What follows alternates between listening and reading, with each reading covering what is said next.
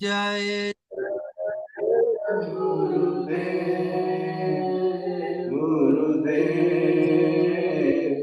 Gurudev, Shila Gurudev. Nitai Gaura Hari Bol, Hari Bol. Hari Bol, Nitai Gaura Hari Bol, Nitai Gaura. Nitai Gaura Hari Bol, Hari Bol, Hari Bol, Nitai Gaura Hari Bol. Nitai Gauranga Premanande, Hari Hari Hari Hari Bol. Bolo Jai Jai Shri Radhe, Jai Jai Shri Radhe, Jai Jai Shri Radhe Shyam. Nitai Gaurang भगवान जय जय श्री वृंदावन धाम की जय। ओम नमो भगवते वासुदेवाय। ओम नमो भगवते वासुदेवाय। ओम नमो भगवते वासुदेवाय। नमो महावदान्याय कृष्ण प्रेम प्रदायते कृष्णाय कृष्ण चैतन्य नामने गौरत्विषे नमः। Welcome everyone to this transcendental program of discussing the progressive nature of pure devotional service for Krishna consciousness. And we are getting the help from the Supreme Personality of Godhead himself. Is Chaitanya Mahaprabhu. He has left with us the essence of all teachings, all the required ingredients to attain the platform of purest devotional service. How from our conditioned state since eternity, what we could not accomplish during the innumerable lifetimes of opportunities given to us. One wonders, what are the odds that in this particular lifetime we can accomplish what we could not accomplish? A doubt may creep in. What is so special? Maybe even more special, or opportunities, situations given to us better than this. Maybe in future we can think, oh, this present life situation is not so good. I would rather wait for the next one. But our preposition from the viewpoint of Chaitanya Mahaprabhu and the stalwart followers of Mahaprabhu, the Guru Parampara of all the pure devotees which we are following in the footsteps. Their proposal is that this present opportunity, the present situation, whatever situation we are in, is our best opportunity since eternity. Now, this is a very contemplative subject matter. Only with that live attitude towards our present life situation, or present life, or present opportunity, rather, we can say, with that kind of appreciation for the present opportunity given to us, we can definitely, with the help of Mahaprabhu and his all associates, with their kripa, with their mercy and with their blessings, we can definitely accomplish what we could not accomplish since eternity. So it's a most wonderful opportunity, and because we are discussing that very subject matter, you know, and how to attain the perfection of our human potential. So the attitude of humility, that was the essence of the first Sankirtan, the glory of Sankirtan, the thesis of how much one can benefit from Sankirtan in the second sloka, the antithesis, the possibility that we may blow it away. The wonderful gift of Sankirtan which Mahaprabhu brought. Golokera Premadhana Harinam Sankirtana. Ratina Janmilo Kenetai. Why I could not develop attachment to Rati, love for that. So that possibility was discussed in the second sloka. But the acknowledgement that I have no love for Krishna, I have no love for his holy name, that acknowledgement itself is the,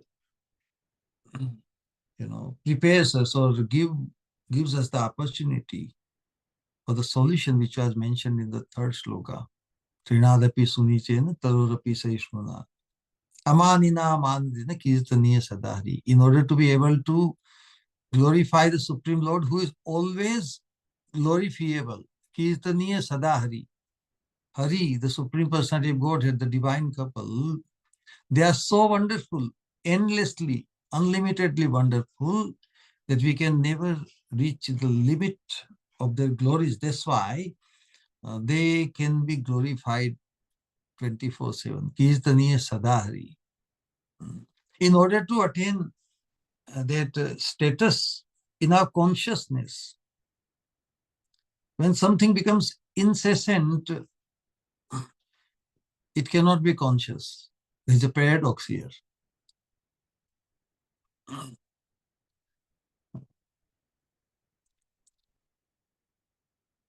Subconsciously, when it goes, the attraction, our absorption, our involvement, our attachment for something, when becomes incessant,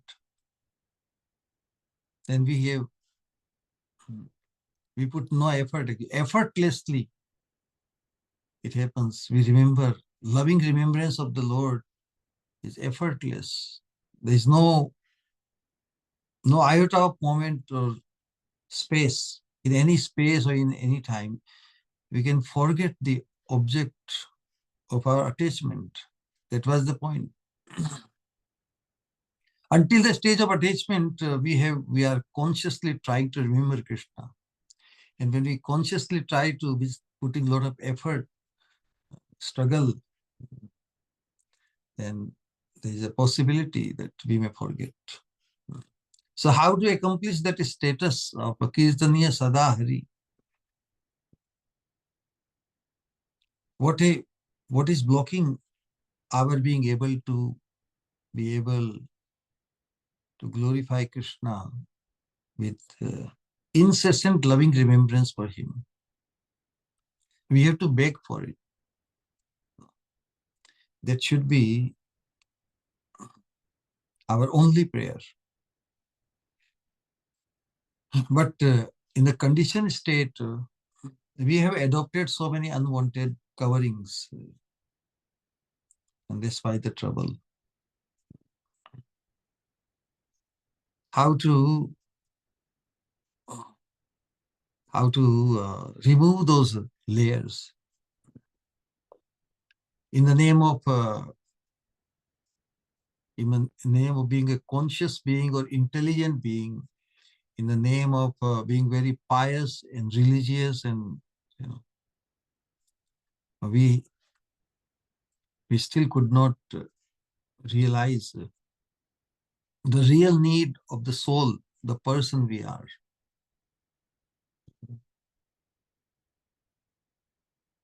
Naturally,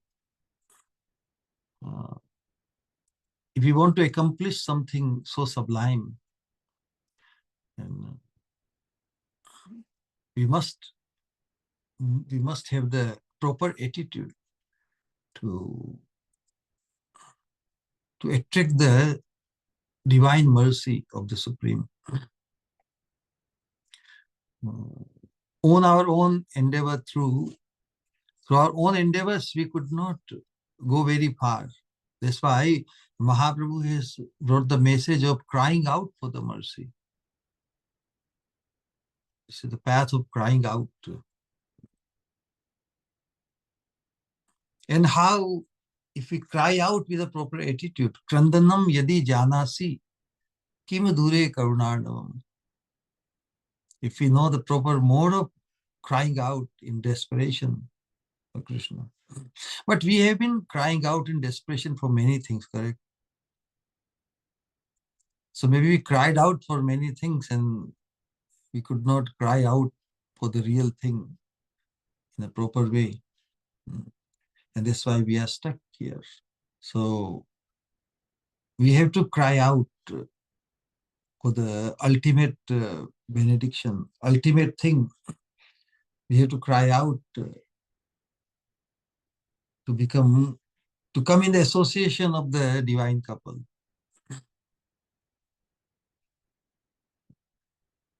So the basic principle of humility, which was discussed in the last sloka, third sloka of Sikshastakam, where humility, the proper understanding of humility, especially as far as one is concerned, becoming free from self-centeredness, that is humility.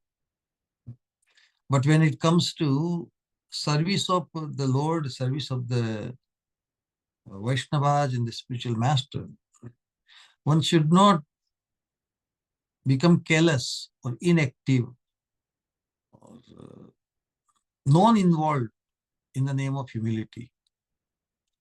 But when it comes to oneself, one doesn't have to come in the center. One need not. So humility does not mean thinking less of oneself, that I am nobody. That is not our philosophy. We are not this body with which we have identified so strongly. So thinking less of oneself, less means low, or I'm nobody. Thinking that I'm nobody, that is not humility. Thinking less of oneself or nobodiness of oneself, I'm nobody. No. But thinking of oneself means I'm somebody. I'm somebody. Thinking of oneself less, that is humility. That self-centeredness. One can be self-centered in many situations. Even the thought that I'm very humble, I'm very humble, I'm very humble. How many times we have used the word I and me? So humility does not mean thinking less of oneself, but thinking of oneself less. That is humility. With that attitude, Mahaprabhu says, one becomes blessed with the eligibility to be able to glorify Krishna all the times. Caitanya Sikshastakam. So in the sadhana stage, this Sikshastakam, as we discussed, the first 5 slokas, they are the sadhana bhakti. Within sadhana bhakti, like accepting the things which are favorable to pure devotional service and getting rid of the things which are unfavorable to pure devotional service. These are the 2 basic principles. Anukulyasya sankalpa, pratikulyasya varjanam. Then other factors. Sharanagati. So this in Vaidhi Bhakti, Sadhan Bhakti, We follow rules and regulations to decondition ourselves. We got used to so many conditioning which we like, correct? Whatever we become conditioned, we like it. Now to dislike something or to get rid of something which we have been liking is very, very difficult. But only through satsang, when we realize that our human potential is waiting for something so sublime. Mahaprabhu has come to give us the highest platform of love of Godhead possible for a human soul, for all of us. So considering that and appraising, trying through satsang, we increase our appraisal of the value of what Mahaprabhu has come to give us. Although we are not prepared for it, we are not conditioned favorably in that. Rather, everything is negative. So what are the negative things? In the name of a human, like so-called civilization or society, which follows some rules and regulations, some dharma. So within the context of dharma, what could be the anarthas, the unwanted things which we got so much conditioned?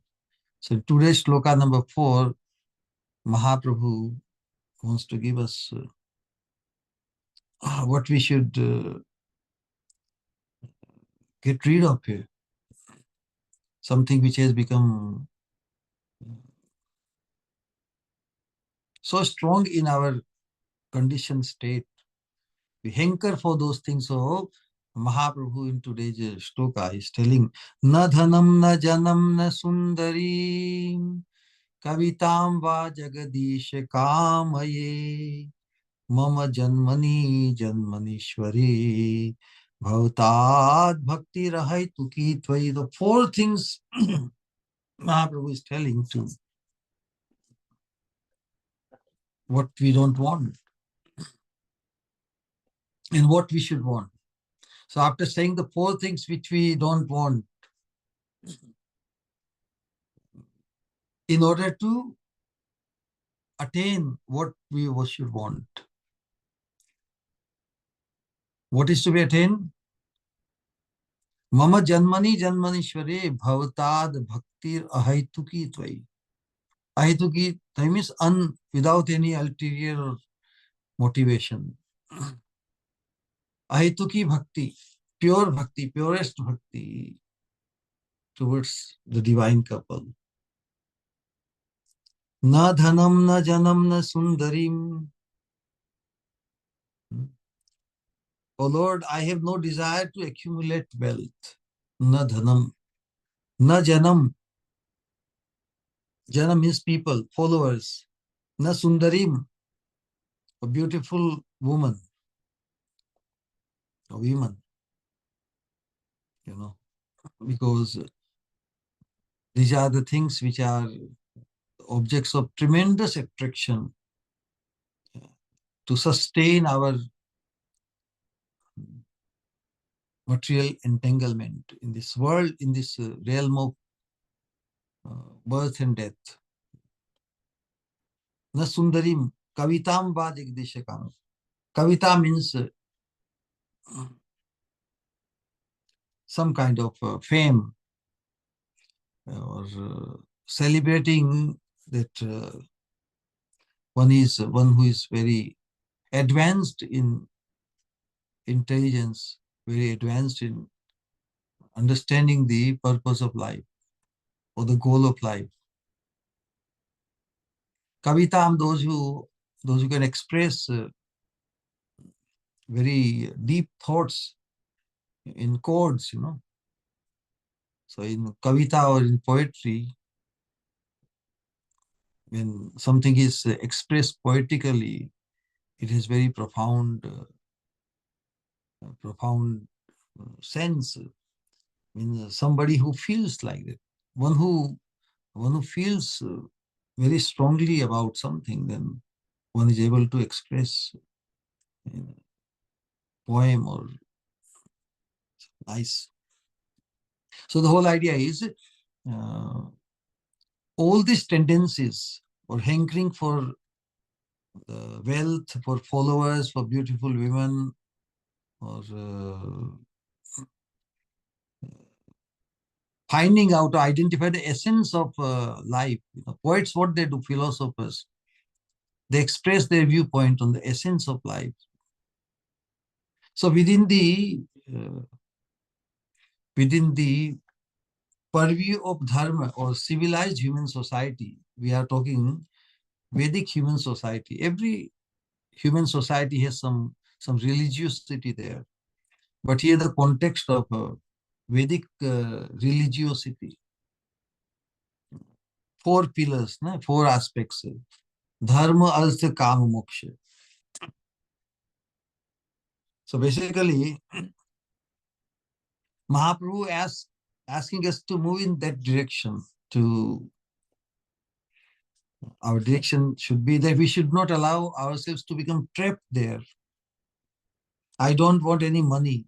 Mahaprabhu is telling us, na dhanam. I don't want any popularity or main power. Na janam. Na sundarim. I don't want the company of beautiful women or beautiful men for the sake, for that sake, because it is for the humankind. So humankind, human, the word, it includes both male and female, women and men. Na sundarim. And then I don't want any name and fame that I'm special. Kavitamba.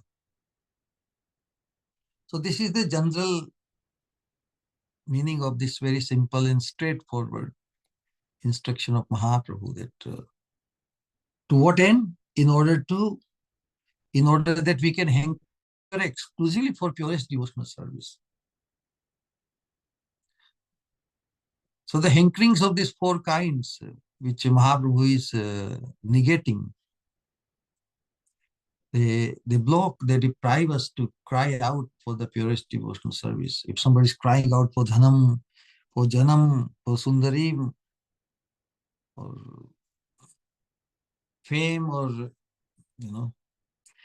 then one is not able to cry out for the purest devotional service. Mother Kunti says, Janmaishwarya Shruti Shribhir Edhaman Madah Kuman. Achieving these things, they deprive us to be able to cry out for Krishna with feeling. Edhaman Madah Kuman. These four things create such an intoxication in a being. Madah Puman. And when a person is under the influence of intoxication, he is not in control. He cannot cry out. He cannot feelingly cry out for Krishna. Ed man madah puman naiva arhati abhidhatum vahi tham akinchana gochara. He is not able to call out for Krishna as if he really in need, because one who is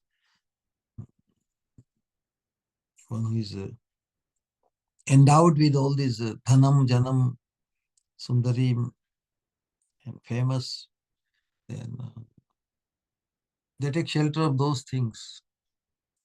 They cannot cry out for the real shelter or ultimate shelter, Krishna. And that's why Mahaprabhu, following the same Bhagavad context, the mood, if our fervor for purest devotional service has to be ignited in our heart, we must do away with these four things.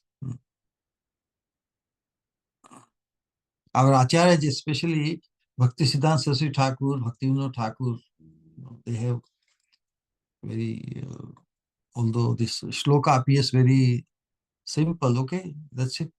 But they have given very, very awakening understanding, enlightening understanding of this particular sloka and other slokas of Shikshastakam also. So these four things, Bhaktisiddhanta Saraswati Thakur says that they relate to dharma, artha, kama, moksha.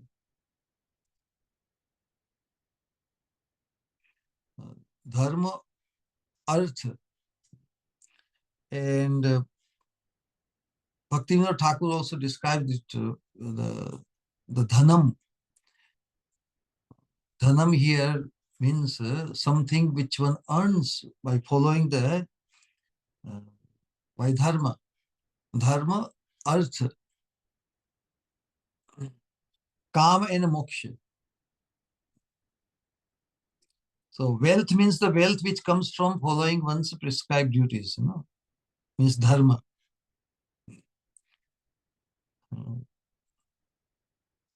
Or wealth can also mean like economic development. And janam, followers. Followers denote based on our relationships. We have followers in life. After we take birth, then we develop friendship and acquaintances with many. Then followers come in the form of a wife, children, relatives, friends, business associates, and all these things. So if one follows dharma, then all these facilities, earth, the means to provide us comfort comes. So in that context, followers means a physical relationship or material comforts, wife, children, relatives, friends, associates. And when those things become accomplished, following the dharma and all this means, artha comes, and what then wants to do? And the next is a sundarim. Sundarim means a calm, sense gratification, the company of beautiful women. That is the limit of limit in the thought of people's thought of sense gratification. And then for the kavita means now you become something special. You are no more like ordinary. Like a poet or a philosopher is not an ordinary person. His thoughts are above the regular people who think only in earth and calm. But one who has freed oneself from the trap of sense gratification, that kind of thing, which is very difficult. So among the people of this world, those who become like philosophically inclined and who are not engrossed in the thoughts of sense gratification, they become special. So this kavitam, it represents the moksha, dharma, artha, kama, moksha, liberation. We are not ordinarily stuck in the mode of ignorance and passion. So one who is situated in a mode of goodness in the sense that he can realize that identification with the matter or perishable thing is not very intelligent. So, since every conscious being has a desire to be eternally happy, so one who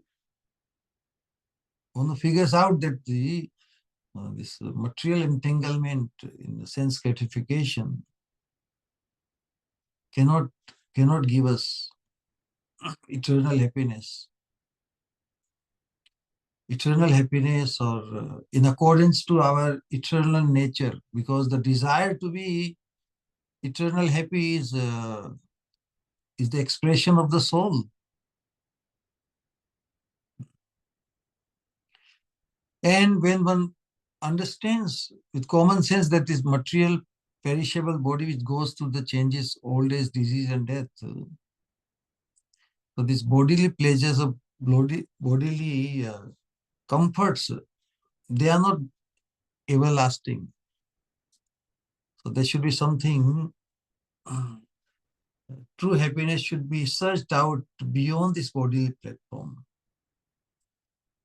So to become liberated from this bodily conditioning, bodily platform, or seeking of happiness through the medium of this perishable body, it's a very high idea, correct? It's a very lofty idea if somebody thinks like that. That's why the thought of liberation in the scriptures, or even the Vedic tradition of Varnashram Dharma, those who free themselves to think along how to become free from this bodily or perishable bodily conditioning. Is it possible that we can attain such a status even when we don't want to become bodiless? Is it possible to attain the situation where we can have a body which is permanent?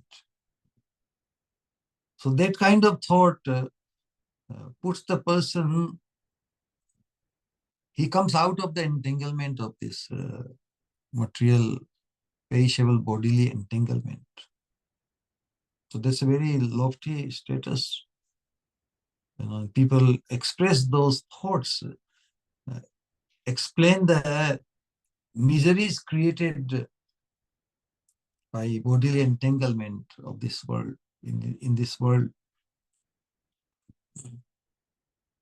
But the concept of liberation or moksha from this worldly entanglement, without having searched out what will happen to us if we become liberated from this bodily platform here, what next? What we So very thought of liberating from this bodily or material entanglement, it's like it's a very lofty idea, correct?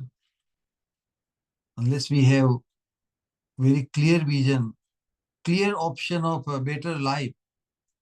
Life means to be in existence, but in the name of liberation, if the concept is that we become existenceless, that this existence itself is miserable. Some ideology, some Jainis and Buddhist and some impersonalists, they think that very, because we exist, we have desires, and desires bind us to this material world. And so this desire is the cause of our misery. So in order to become desireless, we have to vanish our existence. That kind of which is the utopian idea, that we become existenceless. No, the goal of life is, in order to experience eternal blissfulness, our struggle our struggle should be to realize our eternal existence of blissful experience, isn't it? The goal of life cannot be to vanish. To become existenceless cannot be the goal of life.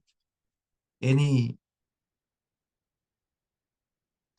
person with little common sense can understand that our search should be for eternal blissful experience. So life means to experience bliss. But to think that life is only miserable, and that's why to become lifeless is the goal of life, that kind of thought in the name of liberation is not very much, it's very,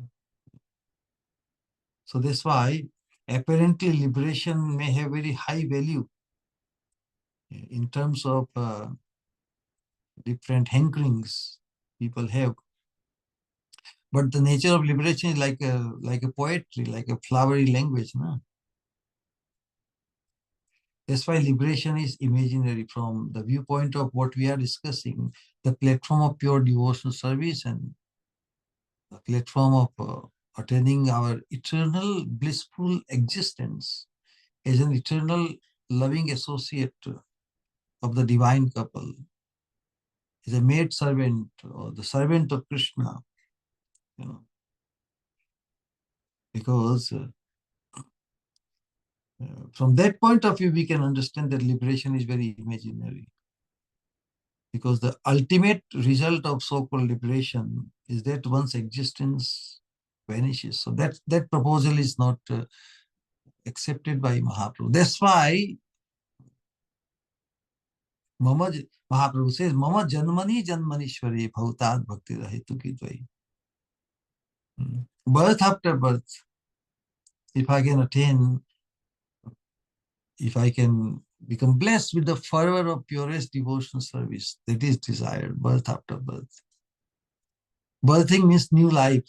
Again, if I have to go through this life experience of taking birth is painful, getting old and disease. In spite of that, if I can be blessed with the fervor of purest devotional service, Mama Janmani Janmanishwari Bhautad Bhakti Rahitu Ki Tvai. My only prayer is for your causeless devotional service, birth after birth. That means Mahaprabhu is proposing and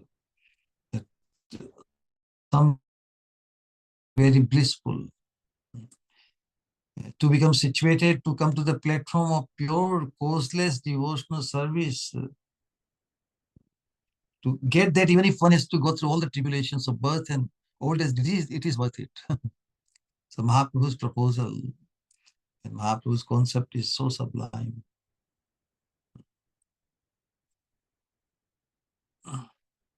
So this spontaneous ahetuki bhakti, another name is spontaneous devotion. Mahaprabhu saying that nothing in return, but I pray for spontaneous devotion to you without motive or for any reward, because the platform of pure devotional service itself is very blissful. Bhagavatam Sutta Goswami said, Vasudeve Bhagavati Bhakti Yoga hai prayojita hai. Janayati Ashu Vairagyam Jnanam cha tad ahetukam. So the ahetuki jnana and is synonymous with the pure devotional service. What is jnana? Jnana means experience. Jnana means to become conscious of something. Jnana means to know. So when one performs devotional service to the Supreme Personality of Godhead, Vasudeve Bhagavati, Bhakti Yoga Prayojita hai. When he becomes engaged wholeheartedly, Karmana Mansa Vacha, Prayojita hai. Then what are the concomitant effect? Janayati Ashu Vairagyam. Janayati means it gives birth to. Ashu means quickly, without delay. Vairagyam,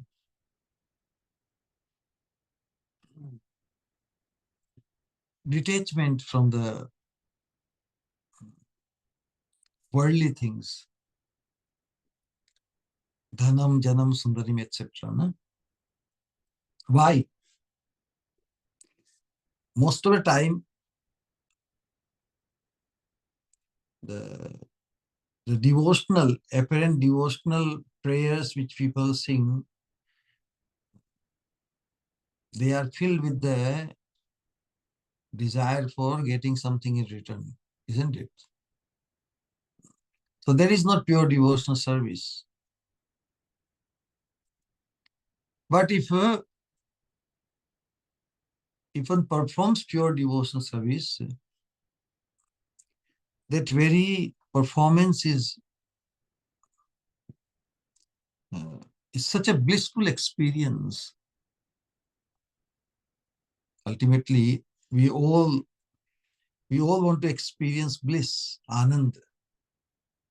So the performance of devotional service to Krishna, this performance itself is Shravanam Kirtan, like Navdha Bhakti, and all the limbs of pure devotional service which you perform, primarily Shravanam Kirtan, etc. The very performance is so blissful that it should leave no space for any other hankering, because the blissfulness is experienced through this performance of devotional service to Krishna. Janayati ashu vairagyam. When you have experienced something so sublime, naturally you will not hanker for anything which is not so sublime. Janayati ashu vairagyam jnanam chetad ahetukam.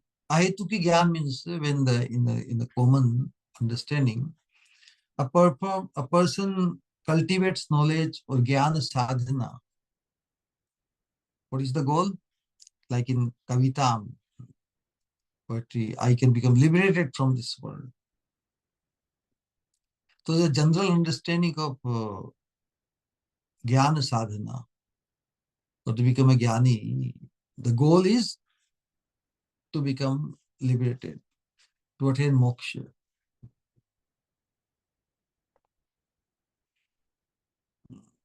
So the jnana sadhana is not ahetuki, but performing pure devotional service not only causes detachment, janayati ashu, quickly, detachment from material things, material hankering,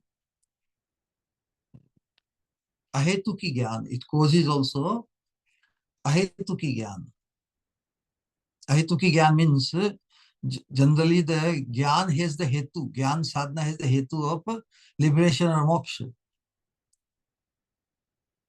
But this blissful experience, or the blissful experience means blissful gyan. So the performance of pure devotional service, Krishna's Nam Rupa Guna Lila, this description and glorification, hearing and chanting and remembering, contemplating about Krishna's Nam Rupa Guna Lila, his abode, Dham Parikar, his associates, loving exchange with his loving associates, Dham Parikar Abharan, all these wonderful paraphernalias of pure devotional service. Their culture itself is so blissful that it can have no other motive left. The very performance of pure devotional service gives such a blissful realization, transcendental, divine experience, that it will leave with no other hankering. That's why ahetuki gyan. Generally, in the conditioned state, to the sadhaka, it is said that one should perform devotional service without any motive. But the inner meaning of the shloka is that the performance of pure devotional service itself is so blissful that it will leave for no other hankering. And that's why Mahaprabhu is saying that Mama Janmanishwari, if I can have that experience life after life after life, that would be wonderful, where one can fully absorb with loving remembrance of the Supreme Lord and our engagement in their divine service.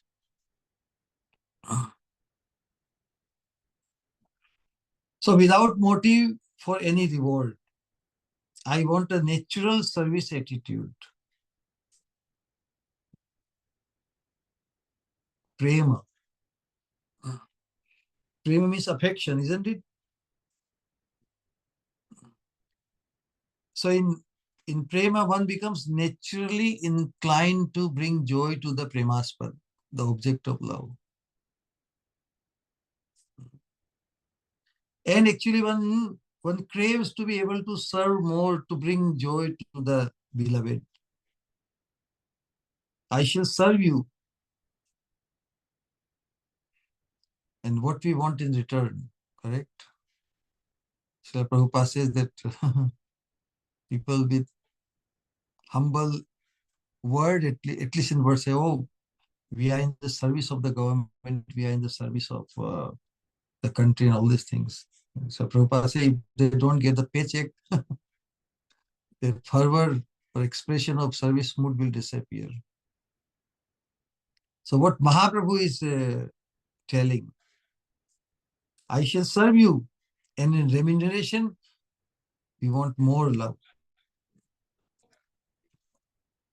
More love, more opportunity, more tendency to serve you more. Because serving itself is such a wonderful, blissful experience, then why should one not hanker for more service?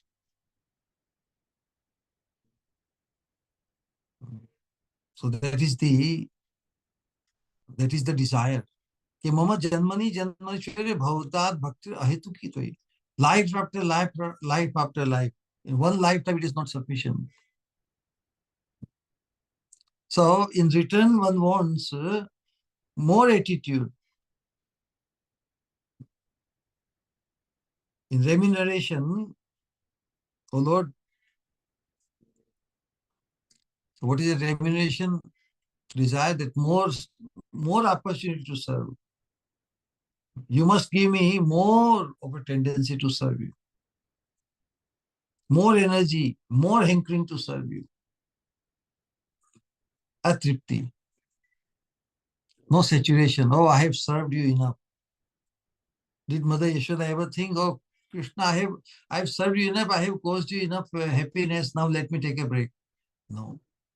It is incessant. The more one feels that the beloved is happy with my service, one wants to serve more with different style, different variegatedness. So my affection for you will be enhanced. That means begging from Krishna that since I serve you loving, in remuneration you give me more desire to serve you. So this remuneration itself becomes like the capital. It is multiplying. So in the same way, in the fervor of pure devotional service, a devotee never hankers something that will take his focus away from the joy of the beloved. Rather, he wants to become more and more engrossed in that service attitude. But if the ulterior motive, extra motive is there, then the focus will be diluted, isn't it? Because that's why Mahaprabhu is very much bringing this point. What is our true investment in life? This service attitude. And, if we, by performing pure devotional service, our only desire should be that this fervor keeps on increasing in pure devotional bhakti. What is the swarup of bhakti? The attitude of humility. Pure devotional service, what is its swarupa? It's identified with humility.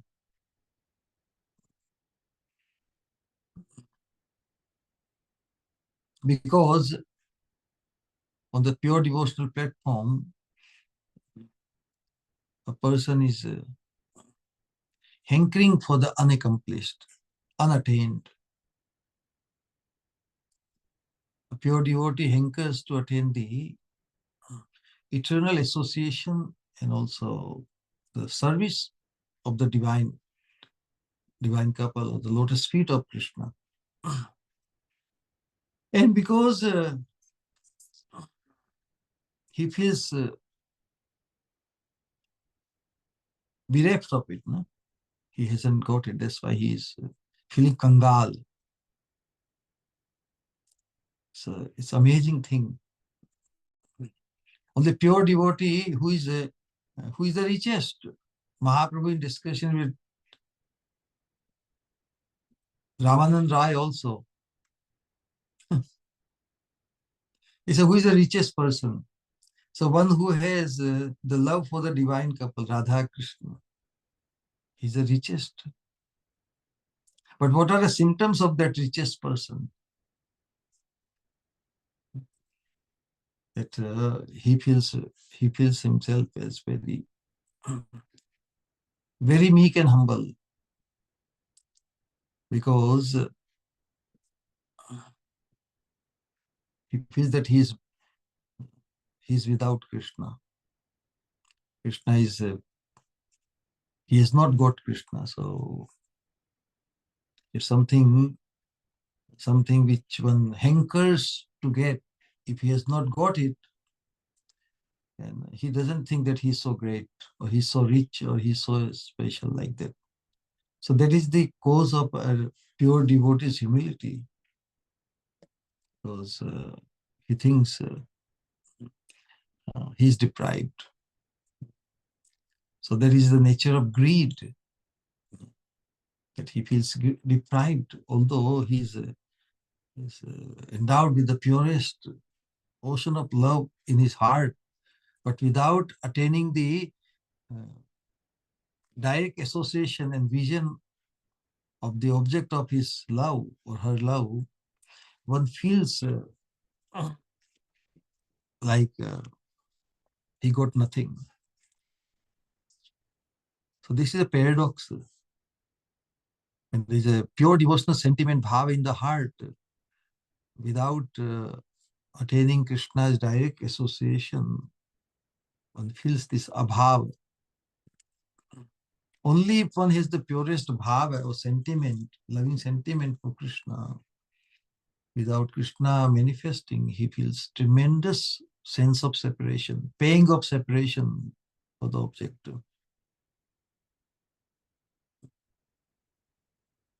So his hankering is that I am bereft of love, na prema gandhosti. That's the ultimate expression of humility Mahaprabhu expresses. So what a pure devotee hankers, that I am serving you, my Lord. I want to serve you.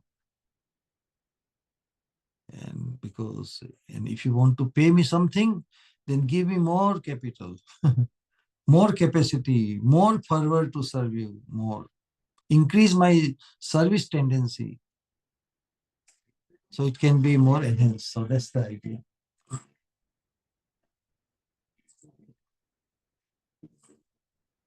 Whatever my situation in the present lifetime, I only aspire to serve you. I aspire only for your service,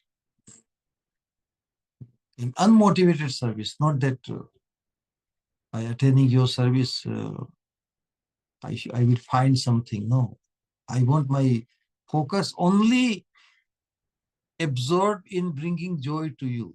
I want to serve you only for your joy. You are the beneficiary of my service.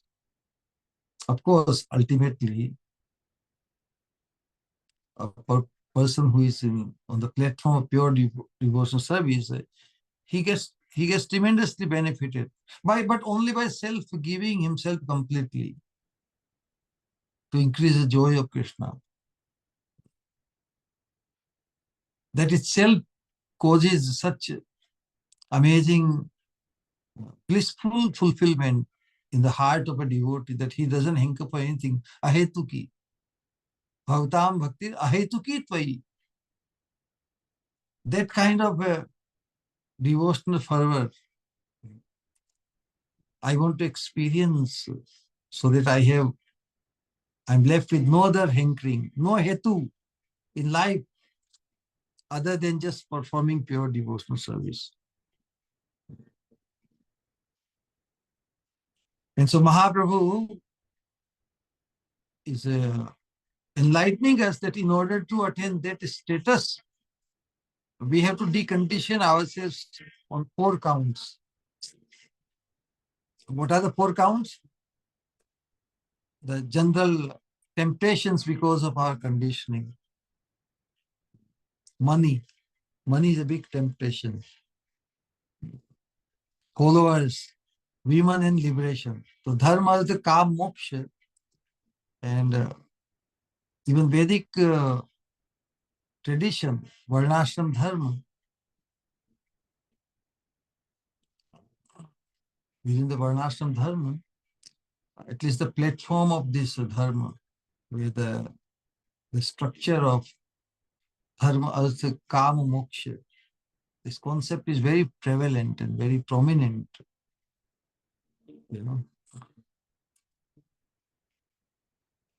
And because it is in such a organized and institutionalized structure, and we see the support for it all around us, you know. And that's why it's very difficult to get rid of this dharma as the kam moksha structure of religiosity. But only through satsang, when we attain the association of pure devotees who are above this dharma as the kam moksha trap, you know, it's a trap. Then we can think of releasing ourselves from this fourfold trap of dharma as the kam moksha. Na dhanam, na janam, na sundarim, na kavitam.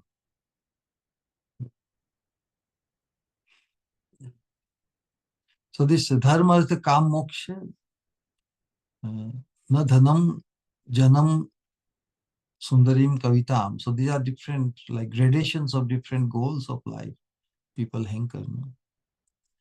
And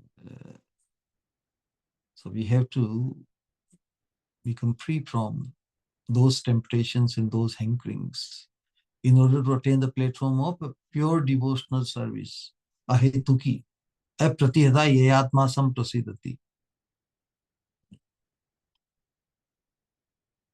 So the attraction Mahaprabhu is so wonderfully expressing is a sadhaka, is the ideal he's establishing, that I have no attraction for any of these things. Na dhanam, na janam, na sundarim, kavitam va jagadisha kamaye. But my attraction only for you. Mama janmani janmashware bhavatam, unto you. Bhavatam bhaktir ahetuki tvai. I don't even aspire after liberation. Because when he says, Mama janmani janmanishware, birth after birth means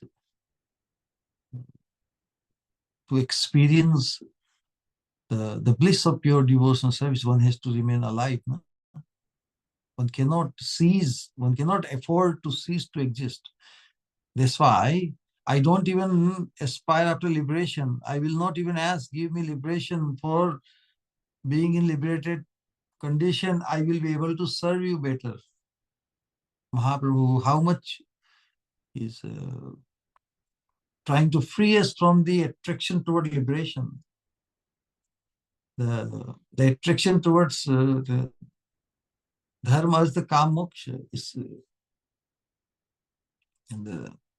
Because in liberation, comparatively, one is situated in a better, very famous, attractive position. You know. Liberation basically means kaivalyam satvikam jnanam. In Srimad Bhagavatam, Lord Krishna tells Uddhava. The concept of that I am not this anatma padarth, I am Atma. this this acceptance, this contemplation that I'm not this material entity, I'm the spiritual entity. I'm anatma. I'm not anatma, I'm atma, I'm spirit. So this concept is very attractive, but that is not enough.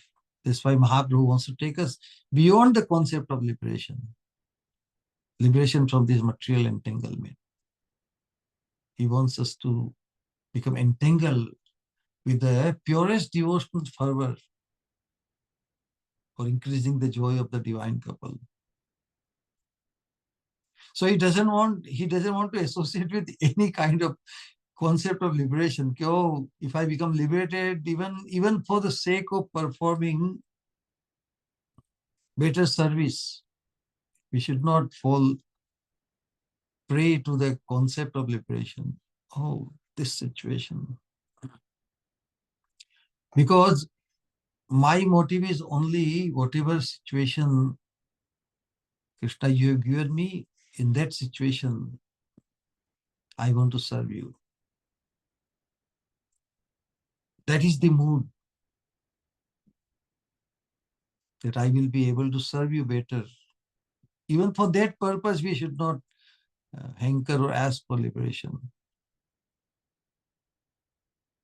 Because that will be again the conditioning.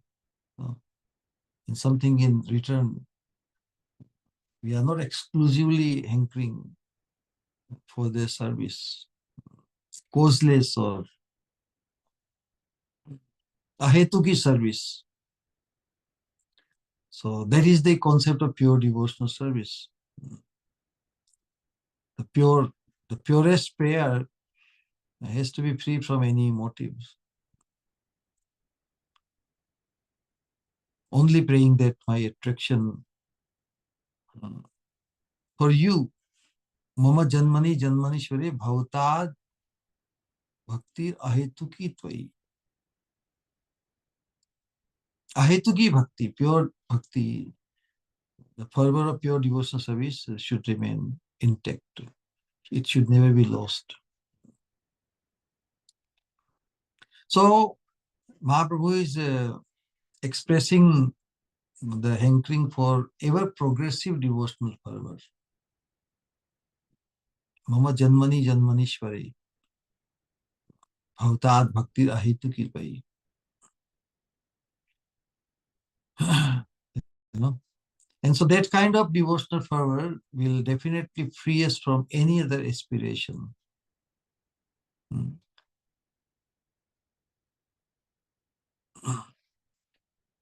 So but sometimes, although the pure devotional services describes ahetuki bhakti, and as we discussed, why it becomes ahetuki? Because the very performance is giving such a blissful experience that no motive is possible to remain. So what happens? The more devotional fervor we become blessed with as we perform pure devotional service, then with the added devotional fervor we perform more devotional service. It's like in investment. When you invest some capital, you earn some interest or profit and you reinvest it again. So one wonders, you are only reinvesting everything. What is there for you? You are not using anything for you. One may ask question. But what is joy of pure devotional service? Joy of pure devotion is self-giving. Only by giving. There is no tendency, no hankering, no iota of concept of what can I get in return. Rather, the self-giving itself is such a wonderful experience, such a blissful experience. Our enjoyment comes by self-giving. That is pure devotional service. Unlike anything which we could imagine in this material world. But when the pure devotional attitude or the concept of pure devotional service is appreciated, and we become so inclined to give only.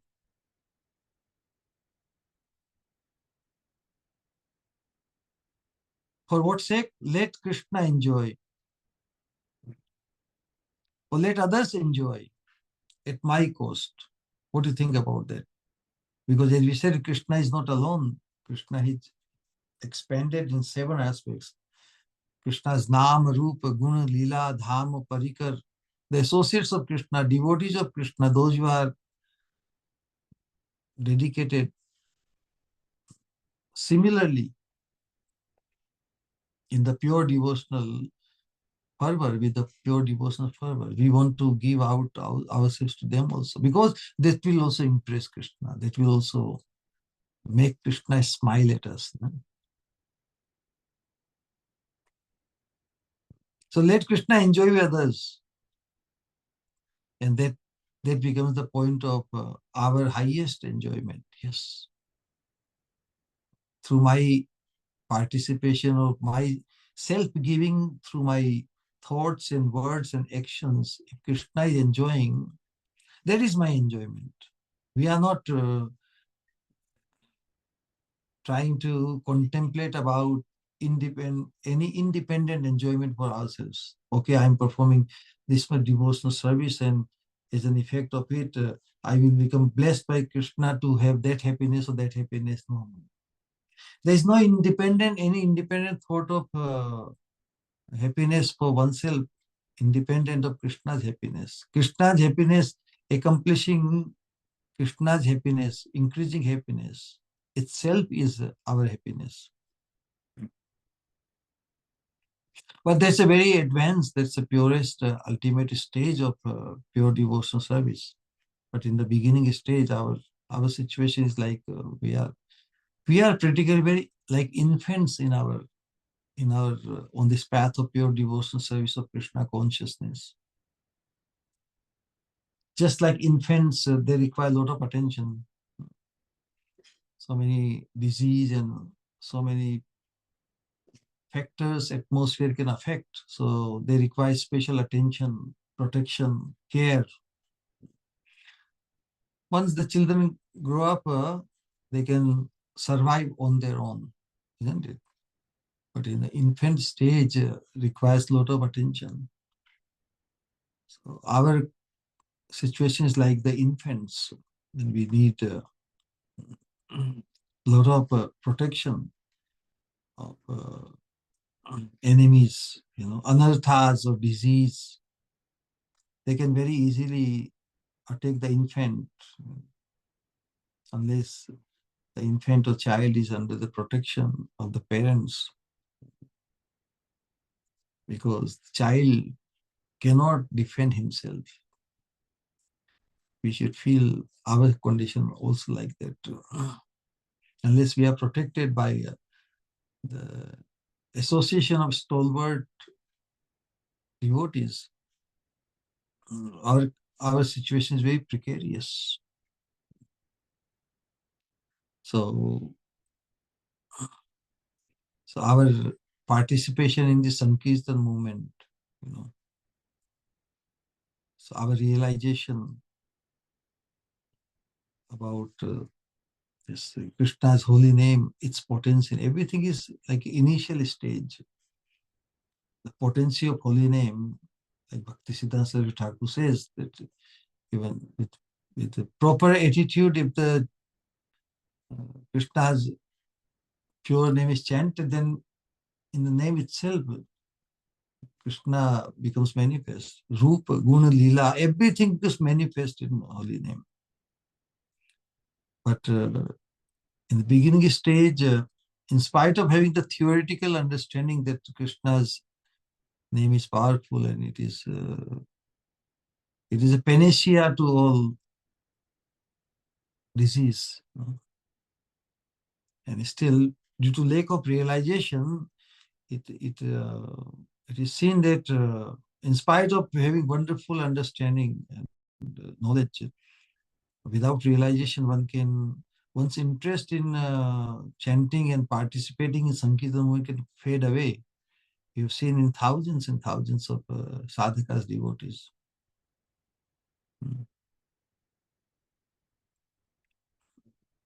And that's why because we are not safe enough in the unrealized state. Ajadarati sadhakas. We are ajadarati sadhaka, most of us.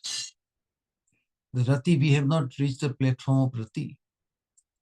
So before that stage, we need lots of protection of good association. So that although we have come to the platform of knowledge, but the residual effect of our conditioning in ignorance and passion continues.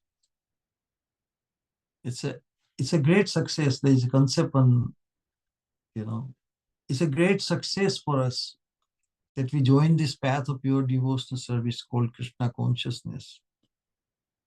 We understand the nature of the three modes, mode of passion and ignorance, and at least coming to a platform of sattva guna. And Shuddha Sattva, pure devotional service is about that. So leaving behind mode of passion and ignorance at least, and try to associate with the mode of goodness, because from the platform of mode of goodness, we can now transcend all modes and come to the purest platform. But the lingering, the residual effect of the three modes, they haunt us. Even after apparently coming on the platform of pure devotional service. Infants stage. And that's why we need lot of protection. So this, what are those?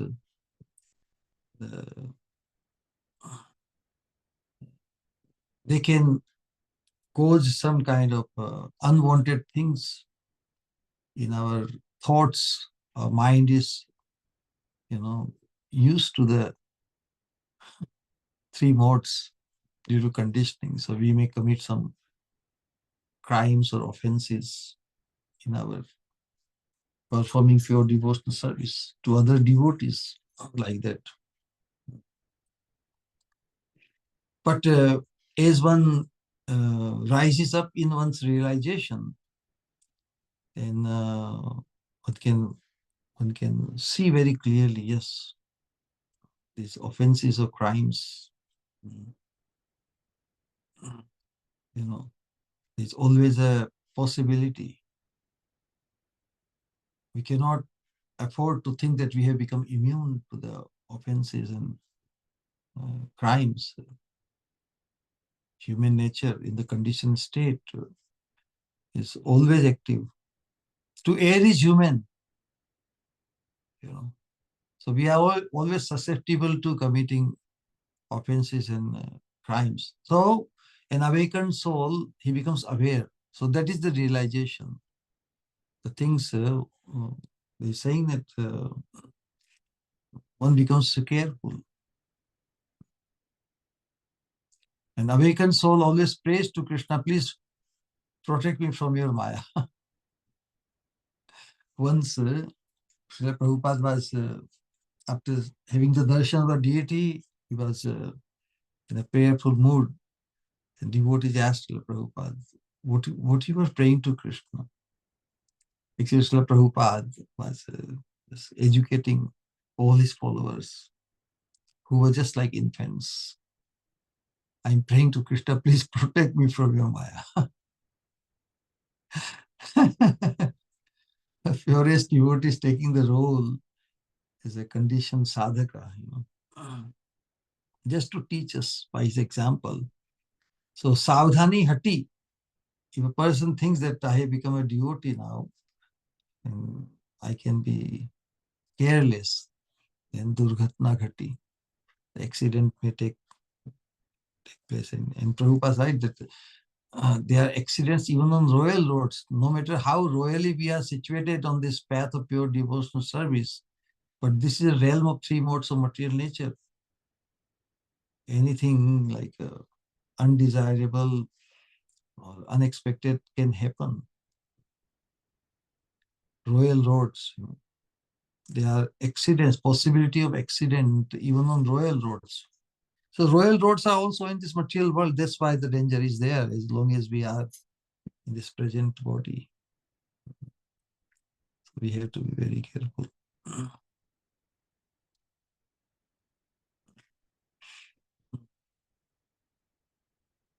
So if in order to, so the fervor which Mahaprabhu is mentioning, that mama janmani janmanishware bhavatad bhakti ahetuki tvai, may I become situated on this pure platform, pure fervor, so that I remain free from all the offenses and unwanted entanglement. Appreciating the beauty and the charm of the holy name.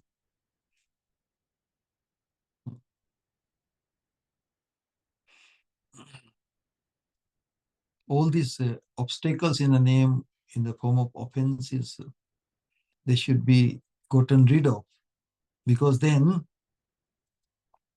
I can be useful. Then I can be useful for others. I can impress Krishna only by uh, becoming offenseless. This offensive mentality, it comes only due to our self-centeredness. Ultimate anartha is matsarya, envy. Padotkarsham asahanam matsaryam. In the material conditioning, we cannot stand someone's glorious. Par utkarsham.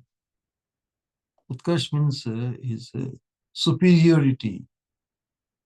We cannot stand, we cannot feel comfortable in others' glorious position. Why? This is the anartha. And now if you want to impress Krishna, then we have to see that nobody is less dear to Krishna than myself. So this attitude,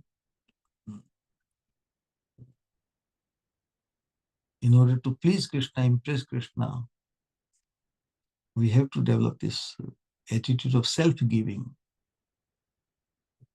Only by self-giving we will experience eternal blissful life.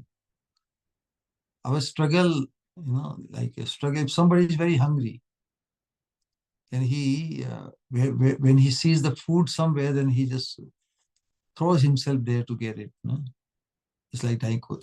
So Hindi में कहते हैं खाने के लिए मरता है ना. Is dying. We are dying. So our struggling is also like that. If we can die, if we can self-sacrifice ourselves completely, is compared to dying. Dying doesn't mean that we cease to exist, but our giving completely out, self-giving completely, so that others can benefit. Others can experience the nectar also. So that is the point.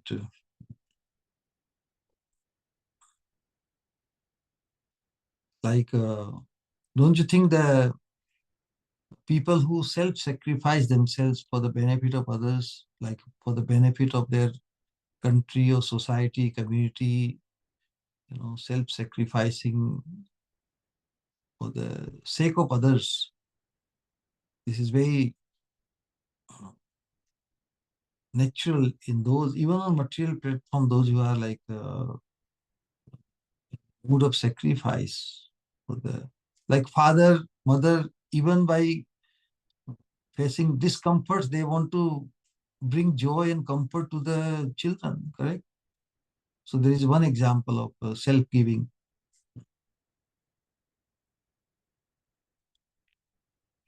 So what things will block me from self-giving, or to experience the joy of self-giving?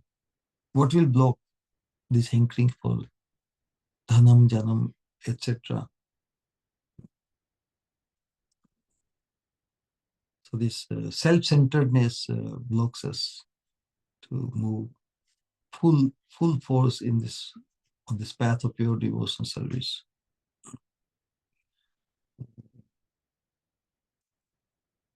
The thought of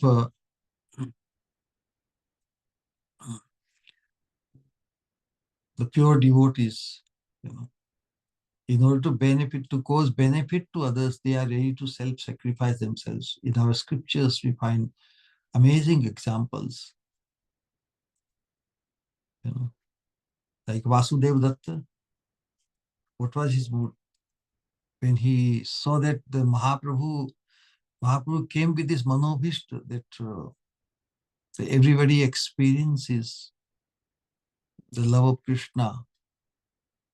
Everybody becomes blessed with the love of Krishna, but because of their material conditioning of sinful hankerings, sinful desires for offensive desire for sense gratification, because of their previous sanskar of papa. Papa means same thing. Anything which blocks the person to attain the perfection of his human potential, that is papa. So Vasudeva Datta is praying to Mahaprabhu, oh Mahaprabhu, you have come with a desire, heavy desire to distribute love of Krishna to everybody. But people because they are engrossed in sinful tendencies and hankerings and aspirations, your desire is not being fulfilled. So I feel the anxiety in your heart that what you have come to give, people are disqualifying themselves because of their sinful tendencies. So please let me bear the sinful, the effect of all the sins committed by all these people. Let me go through the reactions of their sins so that you can bestow love of God upon them. What a tremendous mood of Vasudeva. He's begging for the sins of others. Give me the sins of all the people and throw me in the eternal hell so that they may benefit. Don't you think this attitude impressed Mahaprabhu to what level can we imagine? Mahaprabhu's saying is simply by your desire that they attain the love of God, they are all delivered. What a tremendous attitude.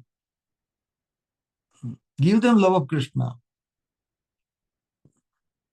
So do you think by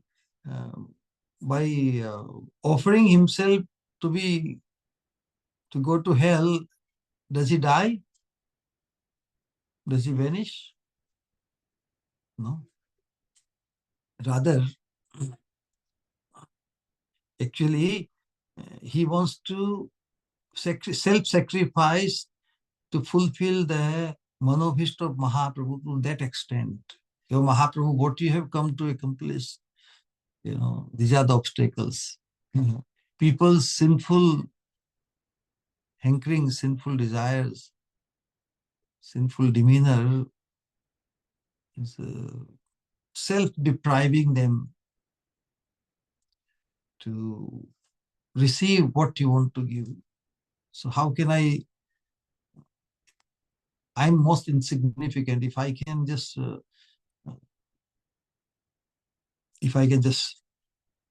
remove all those blockages, if I can just take all the sins from the people, and you will be able to accomplish your.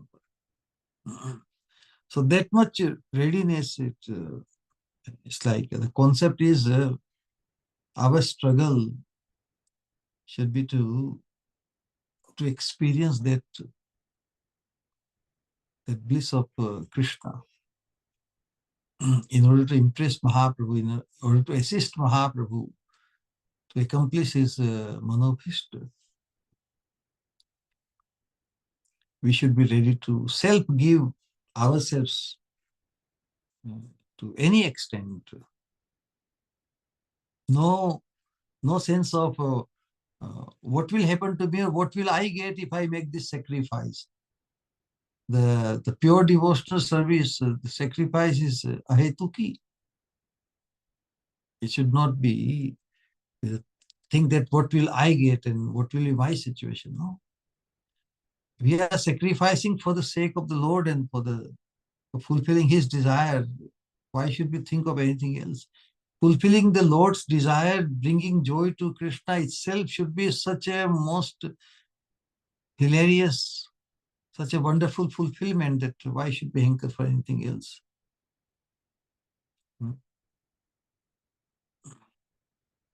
Don't we find in Purana the story of Narad Muni going everywhere to remove Krishna's headache? What he did, he went to everybody. And everybody backed out. Oh, how can we give the dust of our feet to Krishna? For Krishna's sake, if one is one is ready to go to hell, what's the problem? Krishna should be pleased. Krishna's headache should be removed. Any consequence doesn't matter. To that extent. Mama Janmani Janmanishware Bhavatad Bhakti Rahituki. Why one has to take birth after birth after birth? Because maybe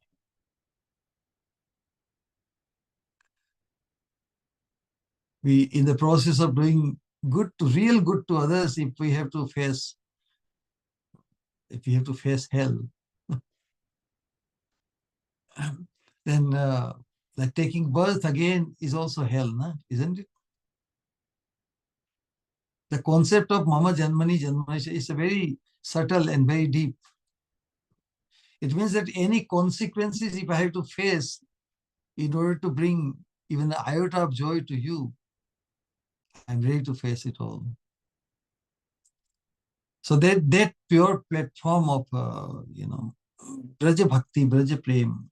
So when Narad Muni went to the gopis, what the gopis said, take as much dust as you want. And Narad Muni is warning them. Don't you understand? You will have to go to hell.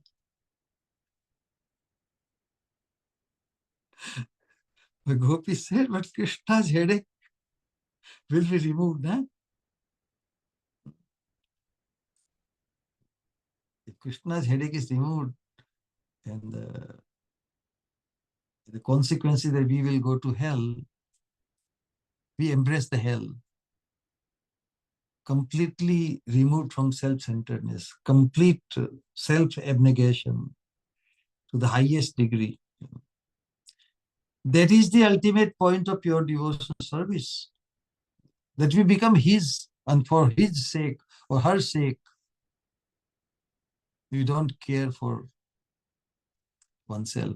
As long as their interest, his interest or her interest is taken care of, catered to. And actually, our struggle is to find that opportunity where we can live for them, even if it appears like we are dying. Why you take that much trouble? By taking any trouble, by taking any austerity, by taking any vow, if we can bring joy to the beloved, that is the point. Why? Because Krishna is unlimitedly the enjoyer. Bhuktaram Yajna Tapasam. And if we can become fully consumed or remain fully consumed, because in that becoming fully consumed, we don't die. Even the dying is, let's say, apparent disposition.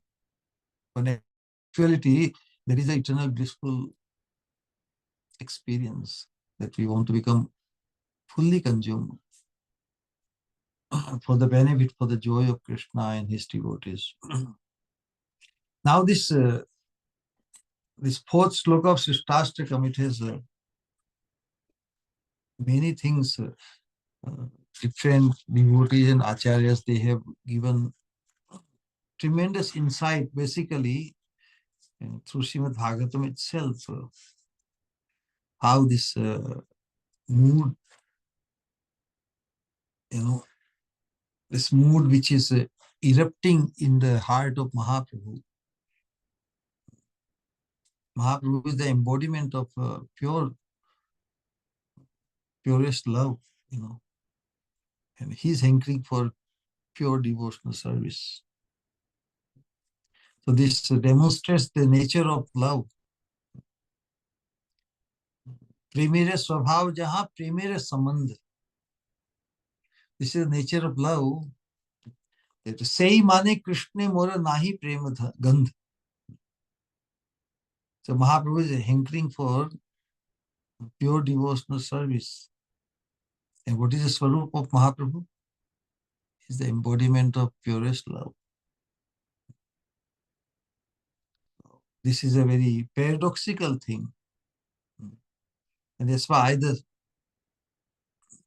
when one hankers for something, means he feels that he doesn't have it. And that's why he feels very, very deen, humble. Because the sense of accomplishment gives us the arrogance. But when one is hankering, if he has that, as if he has not received,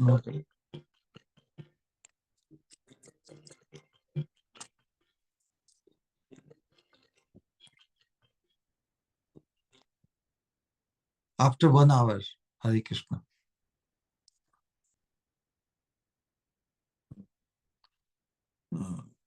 So basically, this concept of the fervor of pure devotional service, it is paradoxical to our worldly experience, or the experience of this world. In the material world, if one has the hankering for something, or some hunger or thirst for something, then what happens? That when they meet, what happens? They vanish. Like Shudha or Khadya Vastu, Ubhay Jeman. Shudha means the hunger. Khadya Vastu means food. Ubhay Jeman, both of things. What is the relationship between them? Ubhay hoy vinasha karan. They destroy one another. But on this path of pure devotional service, the experience is different. It never ends, rather it increases. Prem Rajya ei riti ati vilakshan. Ubhay hoy vardhana karan. As this devotional fervor increases, then then one experiences greater joy, and as the joy increases, then the hankering also increases.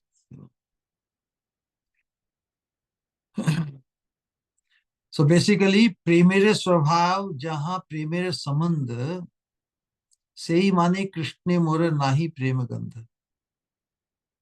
This is a paradoxical thing. That when the heart is filled with Krishna's love, and that person thinks that I have no love for Krishna. So this atripti is the swabhava of pure devotional service, what we discuss. Dainya means humility. That I'm bereft, I'm kangal. A pure devotee thinks that he is bereft of any, because he is bereft of Krishna darshan, he is bereft of Krishna's seva, that's why he is thinking that he is kangal. So this dainya is the swarup lakshana of pure devotional service. And because he has not got it, So in disposition, his swabhav becomes like atript. Atript. He's never feels saturated, never thinks that he has got enough. He hasn't got anything. So that is the nature. So Mahaprabhu's mood is being expressed, that when we also, as a sadhakas, when we, what kind of prayer we should make as a sadhakas? We should only hanker for pure devotional service. So Mahaprabhu, although he's the embodiment, after 1 hour, I told you, no? Hare Krishna.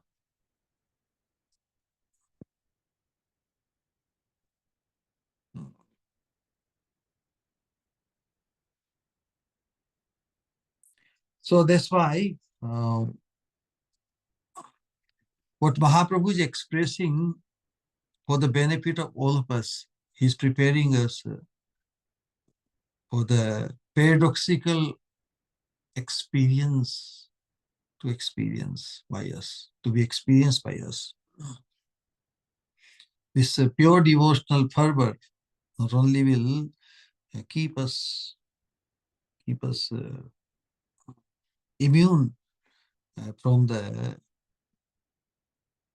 unwanted hankerings, dhanam, janam, sundarim, kavitam, etc. Free us immune from the temptation of dharma, the kama moksha.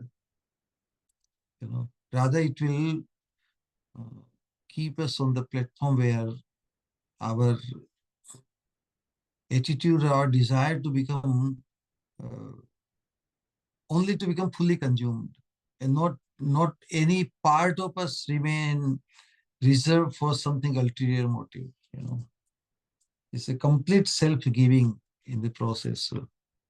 So that's why the things what we should be careful in our devotional sadhana bhakti stage, growing stage, purifying stage, you know. So what is our situation? The alarming situation. That is the point. The last point we will discuss, and then we'll have some question answer. One should become very aware of one's precarious position as a sadhaka. As a sadhaka, we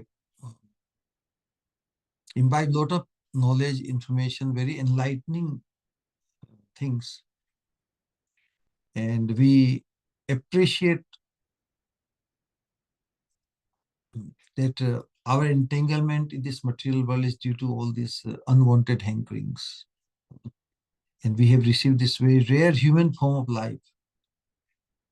Scripture describes that we should quickly endeavor for the ultimate perfection of our life, as long as this material body, which is always subject to death, is not died, as long as our mind and body are together with us and good scruples,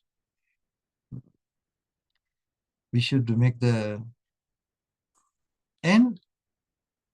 After coming in association of pure devotees or the parampara of pure devotees, we begin our devotional journey. In spite of coming on this path of pure devotional service, in spite of taking the initiative or by becoming initiated on this path, still the force of Purva Sanskaras is very powerfully haunting us. So how to conduct then, in spite of having all the information, knowing everything, what is right, what is wrong, and still the effect of previous sanskaras is very, very strong. And the karma granthi is like incessant, the flow of this life after life after life after life. Where would it end? It has no end actually, apparently. It has to be just cut off completely. How is that possible? Unless we find some tremendous attraction to something. By casual bhakti, we can never get rid of this haunting of the purva sanskaras or karma vasanas. They are very, very prominent. We have no idea, you know. So, as much leniency or casual, in casual way we perform pure devotional service, we will be again and again trapped by the unwanted desires which are called sin from the spiritual point of view. Of course, Timno Thakur says that pious activities, paap or punya, both entangle us in this material world. We have to not only get rid of the papa vasana, but also the punya vasana.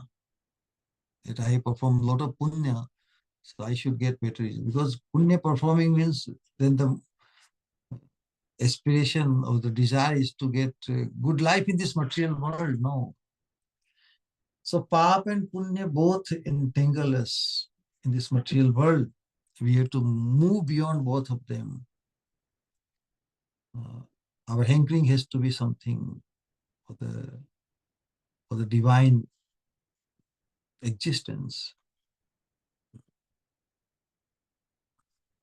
So how to come out of that? Like in Bhagavad Gita, Lord Krishna says, बुद्धि युक्तो जहाति है उभे सुकृत दुष्कृते तस्माद योगाय युज्यस्व योग है कर्मसु कौशलम. So what is this?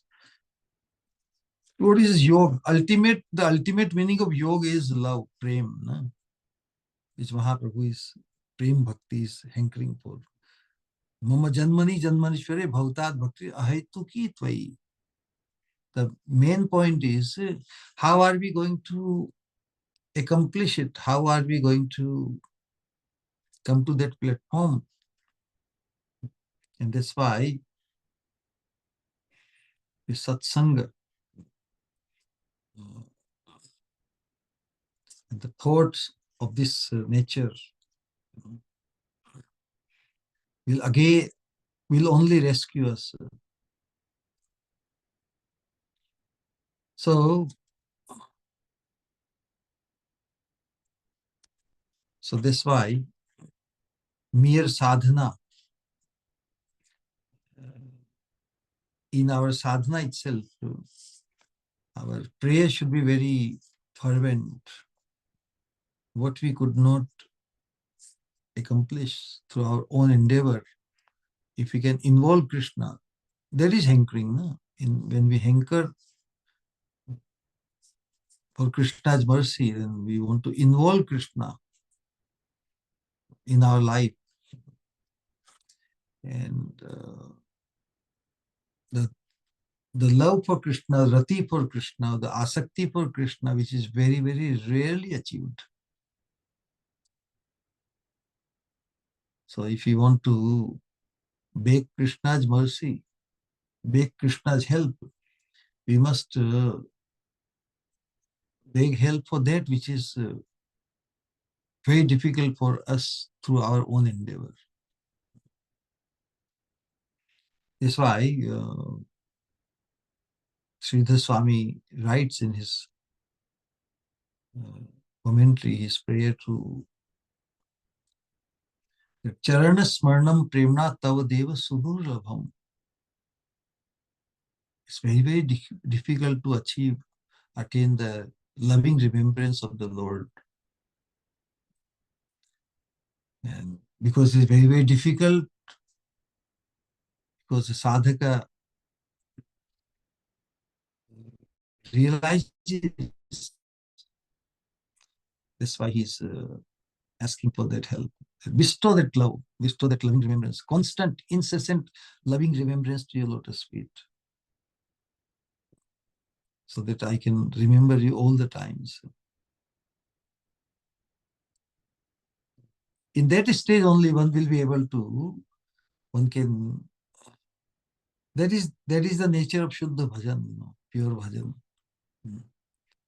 And loving remembrance of the Lord is ignited in the heart, then naturally one will think of no other thing, no other vasana, no other hankering for anything else, but only the service of the Lord. So this sloka basically is the seed for the other sloka which our Goswamis have given in Chaitanya in Bhakti Rasamrita Sindhu. Rupa Goswami, Anya Bhilashita Shunyam Jnana Karmadi Anavritam Anukulyena Krishnanushilanam Bhaktir Tama. The pure devotional service, the nature, so all the features basically described in this shloka. Ahetuki Bhakti. Ahetuki Bhakti means favorable devotional service. Nothing against Krishna's interest in that. Anukulyena Krishnanushilanam. Anushilan of Krishna. Positively we engage our mind, words, and body, senses in the service of Krishna. Pravritti may Anushilan. Then again,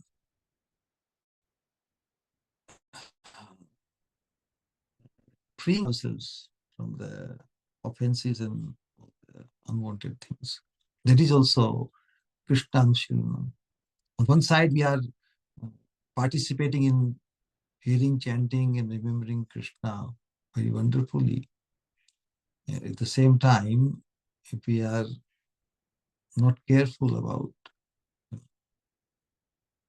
the offenses and all the unwanted things, thinking that, my performing pure devotional service, they will offset the negative effect of, of offenses or my carelessness, like that. It should not be like that. So that is the idea expressed. Because our understanding of pure devotional service should be thorough, so that not only, well, but until we become find our full absorption or coming to the platform of asakti in our engagement of devotional service, there is a possibility of, because asakti is always singular, as we discussed many times. When we become attached to Krishna's service or service of Krishna's pure devotees, when we become attached to, then we cannot become simultaneously attached to things of opposite nature. But this sloka is especially for the sadhakas. This was say the first, these 4 or 5 slokas are sadhana bhakti, our struggling stage, where we want to safeguard our situation, so that along with performing positive actions and thoughts and using our faculty of speech, we also safeguard from the anarthas.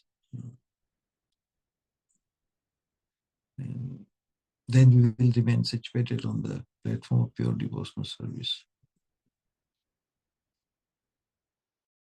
So I think there's an unlimited way to expand upon this sloka, but basic point we have tried to express. I can stop here, and if any question or any comment or anything one would like to share. All right? Hare Krishna. Hare Krishna, Shiguru. Hare Dandavat Krishna, pranam. Shri Guru, Dandavat Pranam. Hare Krishna. Fascinating, Shri Guru, this concept of prema bhakti and no casual attitude thinking in Krishna consciousness, nothing casual. And putting Guru Gaurang in the center, Radha Krishna in the center, freeing ourselves completely from any iota of self-centeredness. Shuru, two questions. One, we see in this world there are many who may perhaps more who participate in the path of liberation, moksha, mukti, peace. What is it that they find so fascinating in it, that they find it so attractive, and they are happy to be bodiless like that? Yeah, because it's a entitlement to think that I'm better off. You know, this fascination or flowery glorification is only on the comparative platform. To be able to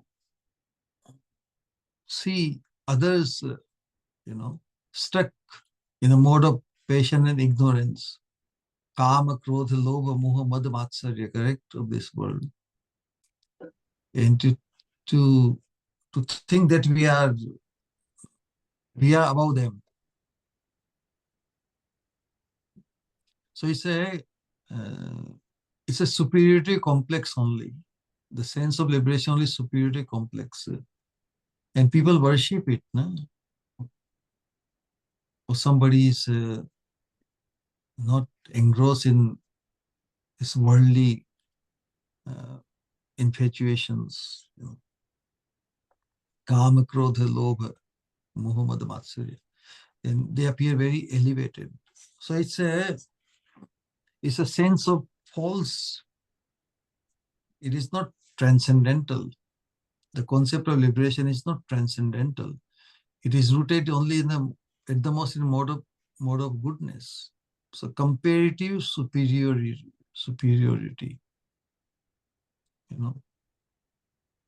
I have realized that I'm Atman.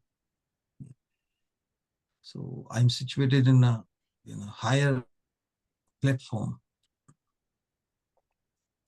But just like flowery language, it has no value.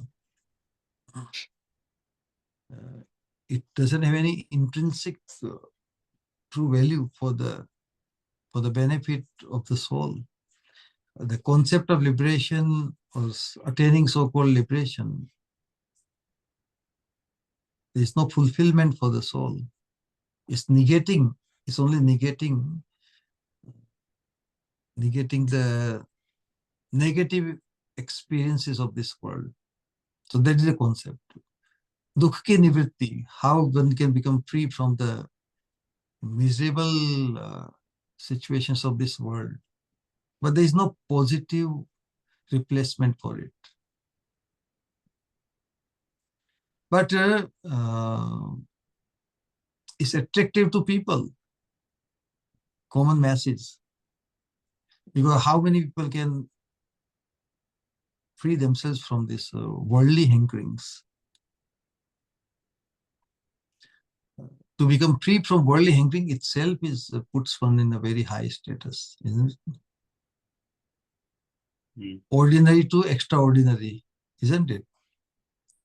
Ordinary, we think that whatever hankering I have, others also have it. So if you see someone free from those hankerings and his thoughts and actions, then he's... So that's why our whole materialistic or this worldly outlook is based on this comparative superiority. But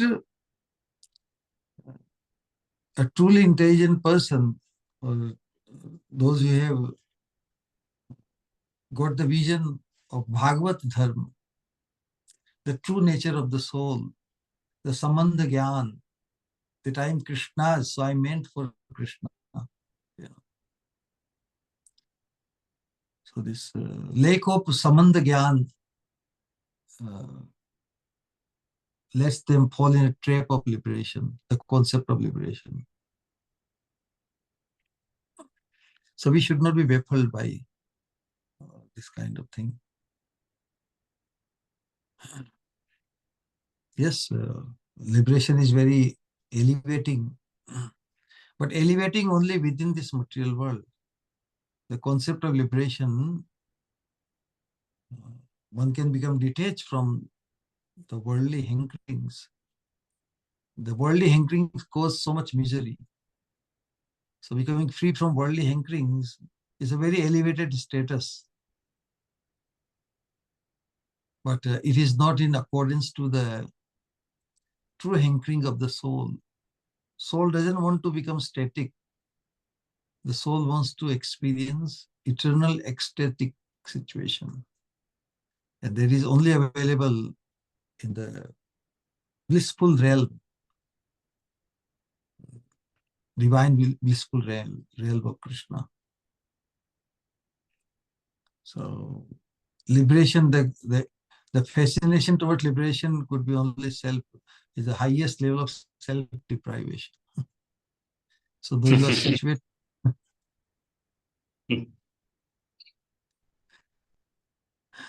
in the concept of liberation, they will be liberated from what? What they get? What is the end result of their concept of liberation from material entanglement? That's why the concept of Bhagavatam comes, that this attachment to the material things and attachment is a cause of bondage, you know. But when the same attachment is applied to the transcendental being, sadhushu, then it opens the door for liberation. Again, the word liberation comes. Means it opens the door for liberation, means eternal life. So our concept of liberation is eternal life with Krishna. That's why Jiva Goswami describes it. Atyantik pralay. Atyantik pralay. Four kinds of dissolutions described in the scriptures. The first is like, Nitya pralay, every moment pralay, Anchik pralay, Purna pralay, when Lord Brahma died. And fourth is Atyantik pralay. Atyantik pralay is for the living entity. The first three pralayas are of the material energy. Authentic pralay is caused to the living entity when he attains the platform of a pure devotional service. Then he is transferred to the eternal realm by Yoga Maya. That is authentic pralay, means there is no more possibility of becoming entangled in this material world. Mm. The liberation is not authentic pralay. In liberation, one is still stuck here only. He has not attained the eternal spiritual realm. So we are hankering that liberation is like a door, you know. The blockage is a big blockage because one has become so detached here from the material world. But the attachment to a sadhu will open the door, means remove the blockage of this liberation to enter the realm of Krishna, you know. That's why from worldly point of view, this concept of liberation could be very lofty, but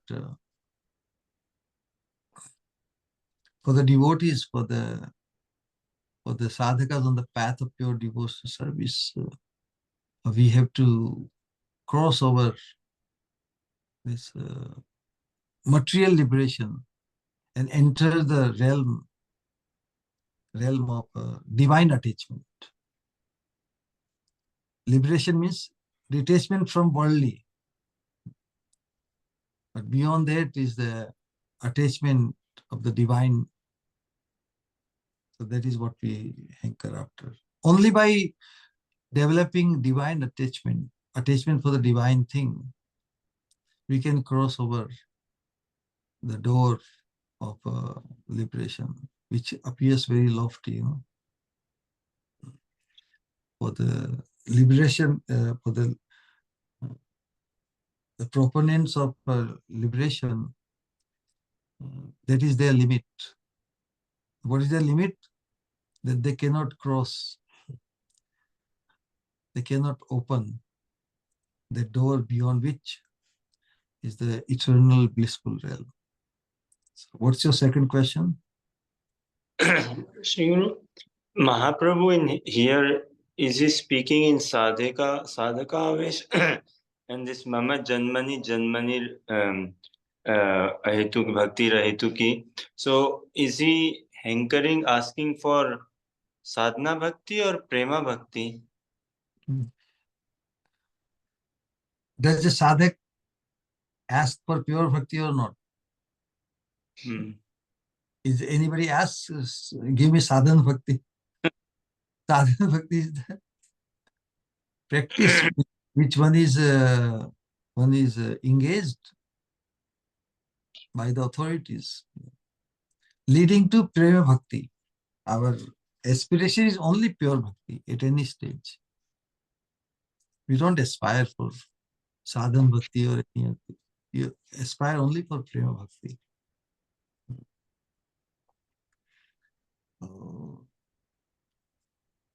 But to decondition ourselves, we are given the process of sadhana bhakti.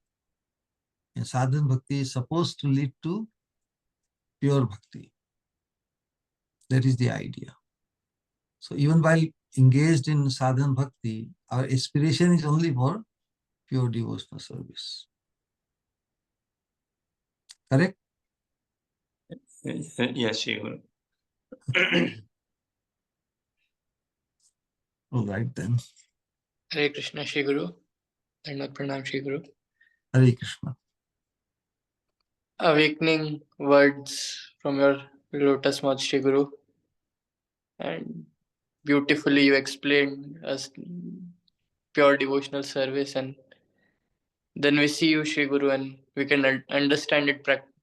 We can try to understand it practically as well by following on your footsteps and by learning from you, by watching you. Just small question, Shri Guru. When we meet devotees for the first time, they tell us that, oh, chant Hare Krishna, practice devotional life, and it will free you from this sufferings of birth and death, and it will help you go back to Godhead. And now, since we understand this somewhat philosophically, how can we come into this stage that, okay, Krishna, we don't want anything, we only want to serve you? Because now we know that if we serve Krishna, then we can actually go back to Godhead. So please help me understand you. Hare Krishna. Yeah, so it's a good idealism that you want to serve Krishna. So the quickest way is to just come in the assistance of those who are perceived as serving Krishna. That is the Bhagavad Dharma. Rather than we trying to jump ourselves and to do direct service of Krishna. In our role, the safe and the best way, and to impress Krishna. Krishna says, Mad Bhakta Pujyabhyadhika. So Krishna says that my devotee is engaged in my service. So one who engages in the service of my devotee, I consider it greater than my own service. So we have to imbibe these secrets from Krishna's words. Krishna is expressing so many wonderful secrets in Bhagavad Gita. And if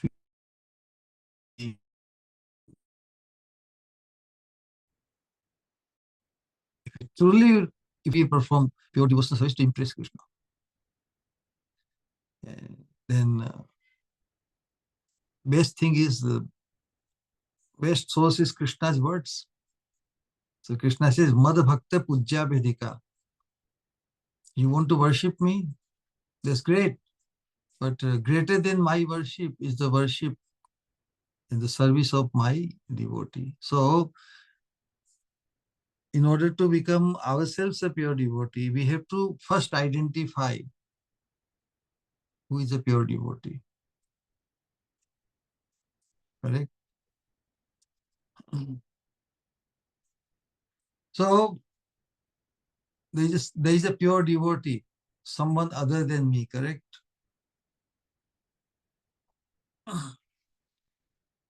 Then our life, the spiritual life begins by dedicating ourselves in his service or her service, like that too. So this Bhagavata Dharma is very unique.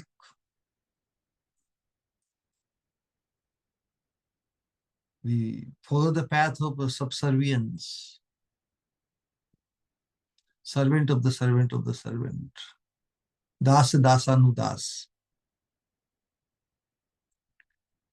So we have to feel the joy of becoming servant of the servant of the servant. So how much we appraise the status or the value of a servant of Krishna, and in connection or in comparison to him, what we think of ourselves, think of myself, isn't it? I want to become servant of Krishna. Then what is the best and the safest, the surest, and the shortest way to attaining the service of Krishna is to identify first a purest servant of Krishna and then become blessed by him. That will guarantee our success. So a serious student or serious sadhaka, rather than entertaining his own ideology, if he's truly serious and very, he should target the surest way to success and not allow his mind's different ideology. We have followed our mind's directions since eternity, and we have failed to accomplish the success, correct? So in the present lifetime, we are following this Bhagavata Dharma. And this Bhagavad Dharma shows that identify a Bhagavat or a pure devotee of Krishna. And if you engage in his service, it will guaranteedly cause Rati Rasa Bhavet Tivra Padayor Vasanadana. Srimad Bhagavatam, 3rd Canto, chapter 7, text number 17. This secret, one must become, this should no more remain a secret for a serious sadhaka. Yat sevaya bhagavatas kutasthasya madhudishah rati raso bhavet tivre padiyor vyasanardana. If I really hanker to develop Tibra Rati Rasa for the divine couple. Where to get it? Because the divine couple, Krishna, is far distant from us. A true sadhaka thinks that I am far, far away from Krishna, rather than thinking Krishna is within my reach. But who is within the reach? By special arrangement, Krishna's pure devotees are within our reach. Are they not? So if we identify one and we dedicate our life in full surrender under their direction, and it will guarantee Krishna, it becomes guaranteed that we will be blessed with the purest Tibra Rati Rasa Bhavet Tibra. And as an effect of that, all the anarthas, unwanted things will be removed completely, uprooted. So by becoming engaged in the service of a pure devotee, one accomplishes everything. One doesn't need to make any other separate endeavor to become free from anarthas and another endeavor to attain the love for Krishna, which is a mystery for us. But if we can, yat sevaya, if we can become fully, wholeheartedly engaged in the service of a pure devotee, that will do it. That will give us the fulfillment of our human potential.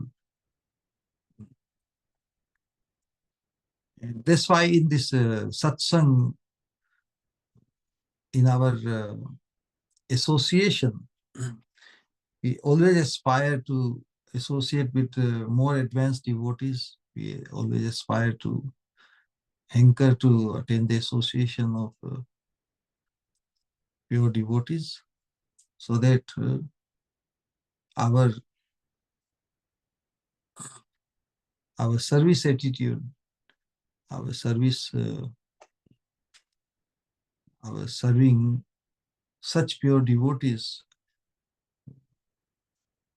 will guarantee our attaining the love of Krishna. Don't we all need guarantee? So that's why it is described the secret of success. As much as we want to worship Krishna, as much as we want to honor Krishna, as much as we want to love Krishna, so that that aspiration will be fulfilled if we are able to identify a pure devotee in our life, because that is the guaranteed way to success. If we directly approach Krishna to fall in love with him, Krishna has to sanction it. No? So what Krishna has sanctioned, we cannot afford to ignore it. So Krishna says, Mad Bhakta Pujya Vedika, you want to impress me, you want to hanker love for me, you want me to bestow my love to you, then do and follow what I consider more than what you want to do. You want to directly serve me, and I want you to serve my pure devotee. Then you will attain everything. All right, so 3:7:17 is the key sloka in Srimad Bhagavatam. Because by serving wholeheartedly a pure devotee or the spiritual master, then what happens? It causes double effect. It immediately frees us from all anarthas and also ignites the purest devotional fervor in our heart for Krishna. Because we see the pure devotee not separated from Krishna, not separated from the divine couple. It gives us the attachment to the service of a pure devotee gives us the same feeling, as if same feeling of love of Krishna, because the pure devotee is never seen, never perceived separated or different from Krishna, because he's the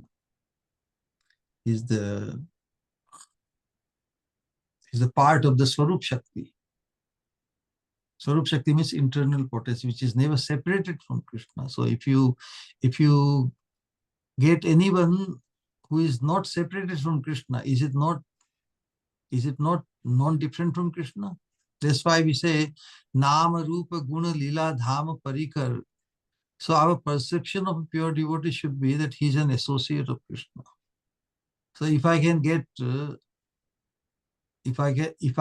his mercy or her mercy, then my attaining Krishna is guaranteed.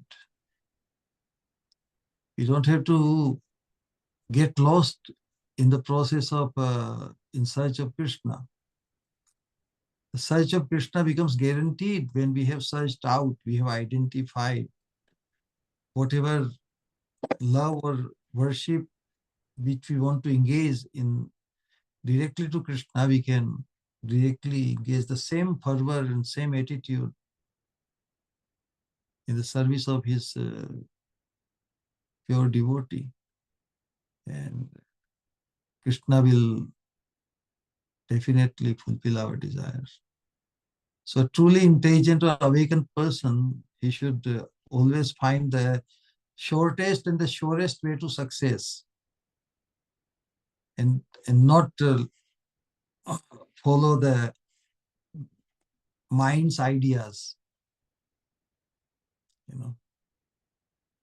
Krishna becomes available to a sadhaka in the form of a pure devotee. Pure devotees walk amongst us, but one has to identify. It's a subjective perception. If you have identified a pure devotee in your life, then inevitably you will become a pure devotee also. Because that identification will cause that spiritual bond with him. The bond of a loving dedication. Then all this sadhana and everything, they will become very live. Then all this na dhanam na janam na sundarim kavitam va jagadishi kamaye mama janmani janmanishwari bhavtad bhakti ahetuki tvai. The pure devotional fervor one can experience in the service of a pure devotee, leading to his attaining the absolute realm, supreme realm of Krishna. All right? Hare Krishna. Hare Krishna.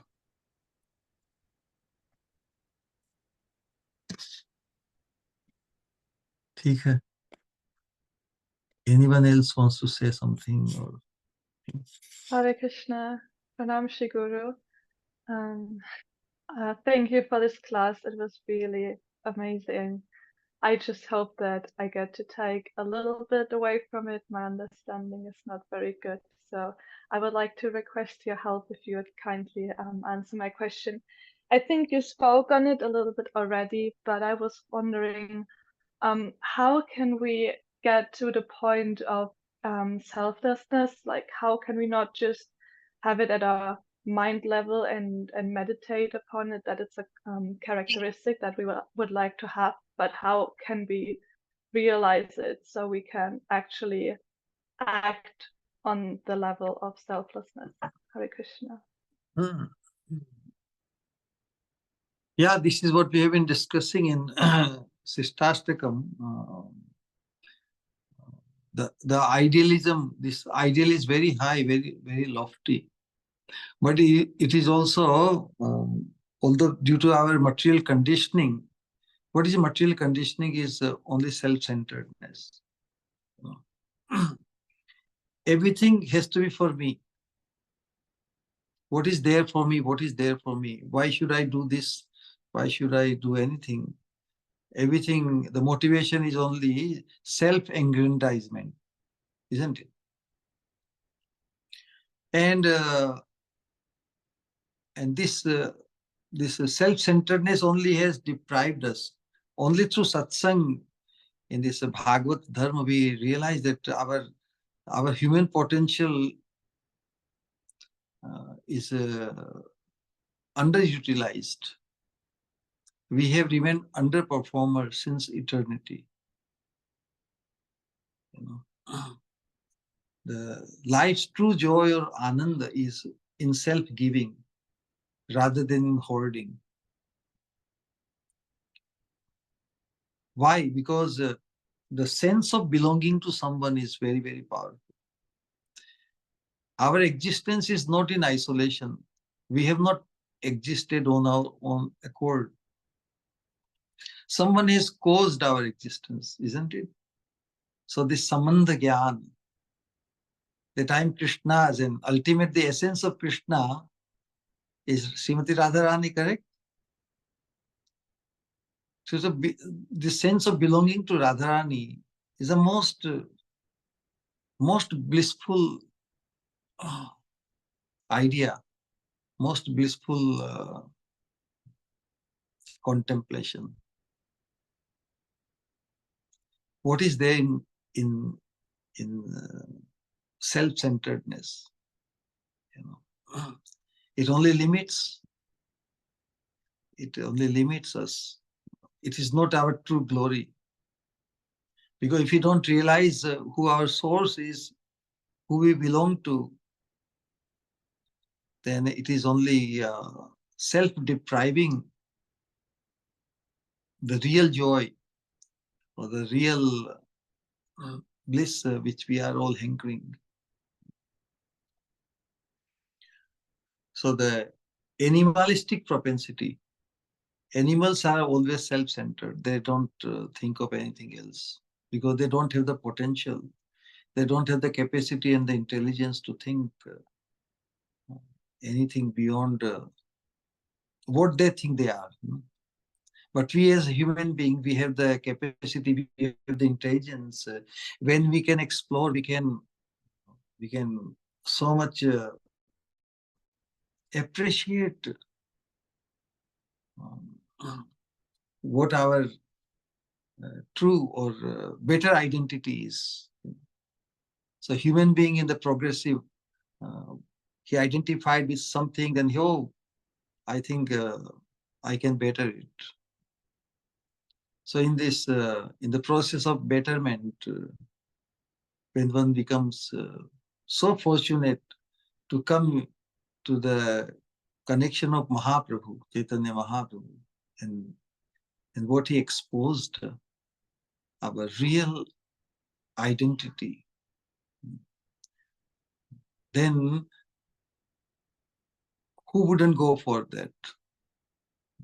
Who wouldn't want to go for the best if the best is available? And that's why, so as we upgrade our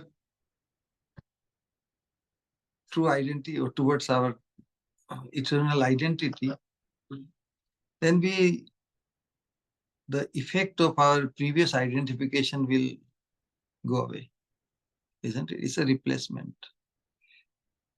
That's why attachment to whatever stuff or whatever relationship we may have had in the past, when our attachment for the higher thing comes, the attachment for the lower things goes away. So it's a replacement process.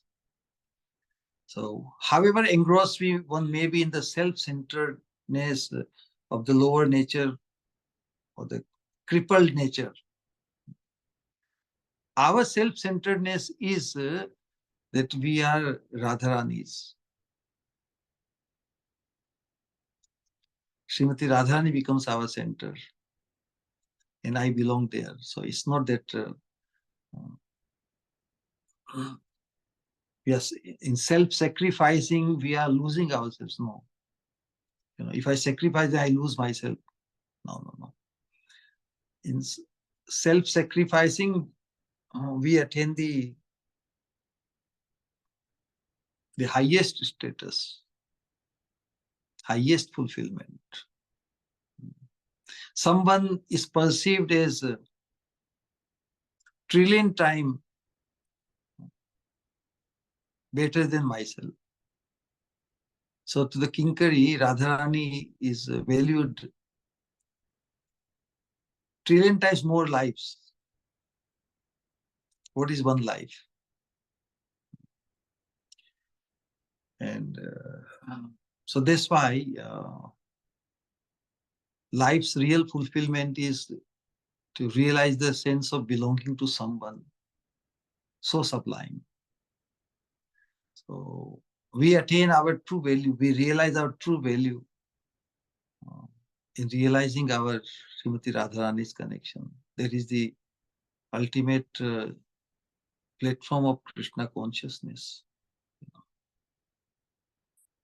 So those who are perceived as Radharanis, they also become very valuable for us.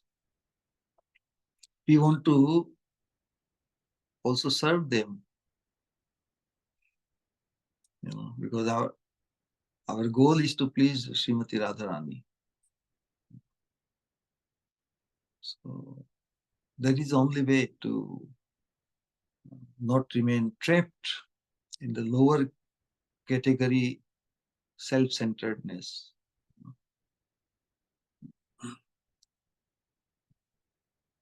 When Radharani becomes our focus, and everyone connected to Radharani also becomes the part of our association and consciousness. We don't live in isolation, because we belong to someone. And if we appraise what is the meaning of that belonging, then we can find ourselves situated in the highest bliss. And that's why when we discuss the scriptures, especially Radha Rasudhaniti, we get a sense of where we belong to. Correct? Then we will not be at all inclined to identify with this realm, because we have found the better replacement. Param Drishpa Nivartate. So ultimately, the essence of all advice and the essence of all instructions is somehow to cause our fascination towards the highest thing attainable to a human soul. So the highest achievement is awaiting all of us. We have to just, with a tremendous focus, we have to remain just connected on this path. And all help is available, because we are never going to be in isolation.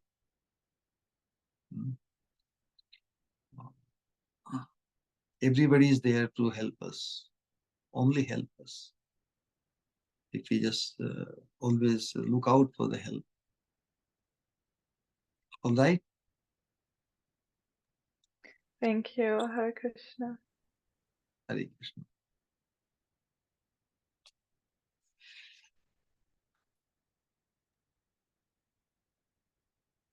Pranam Shri Guru.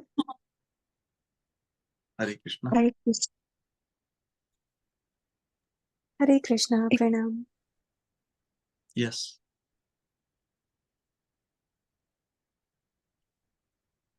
It's just wonderful. It seems that night becomes full of light by your enlightening nectar-like words, and leaves all the The clouds becomes full of pure devotional service, and all these are the stars which are twinkling, but only because of the spotless moon, which is you.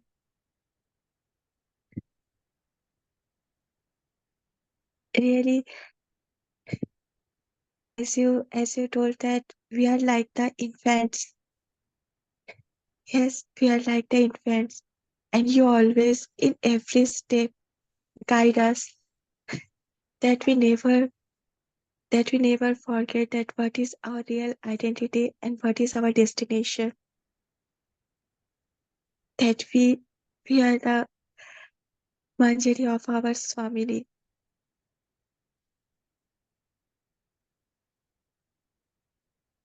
Yes, by serving Krishna is a becomes a blissful experience will become, but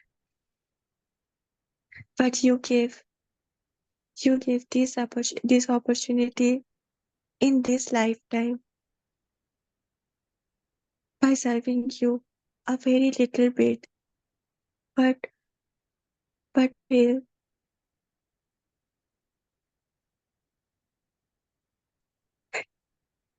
that whenever that moment comes, that when I will serve the Yugal Adisha, that blissfulness and the blissfulness which I am experiencing whenever I am serving you is totally non-different.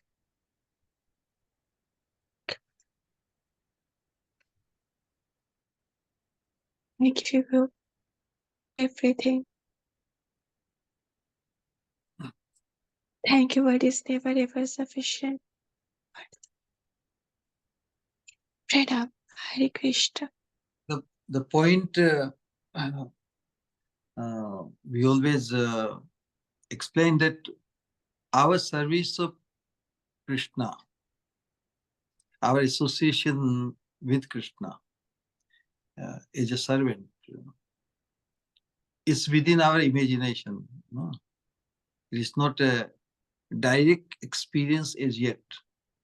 So whatever at the imagination level we think that we will worship Krishna, how much joy we will feel, how much we will love him, and all these things.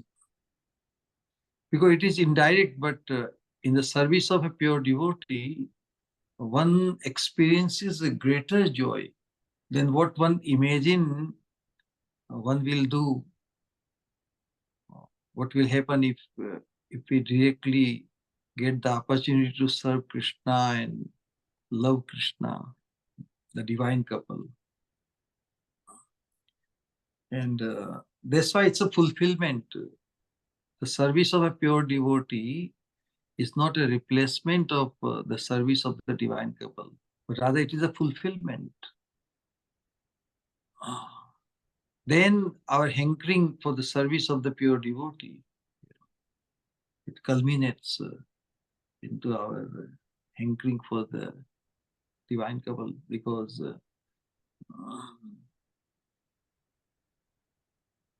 it's non-different. But because one is a direct experience in the service of a pure devotee,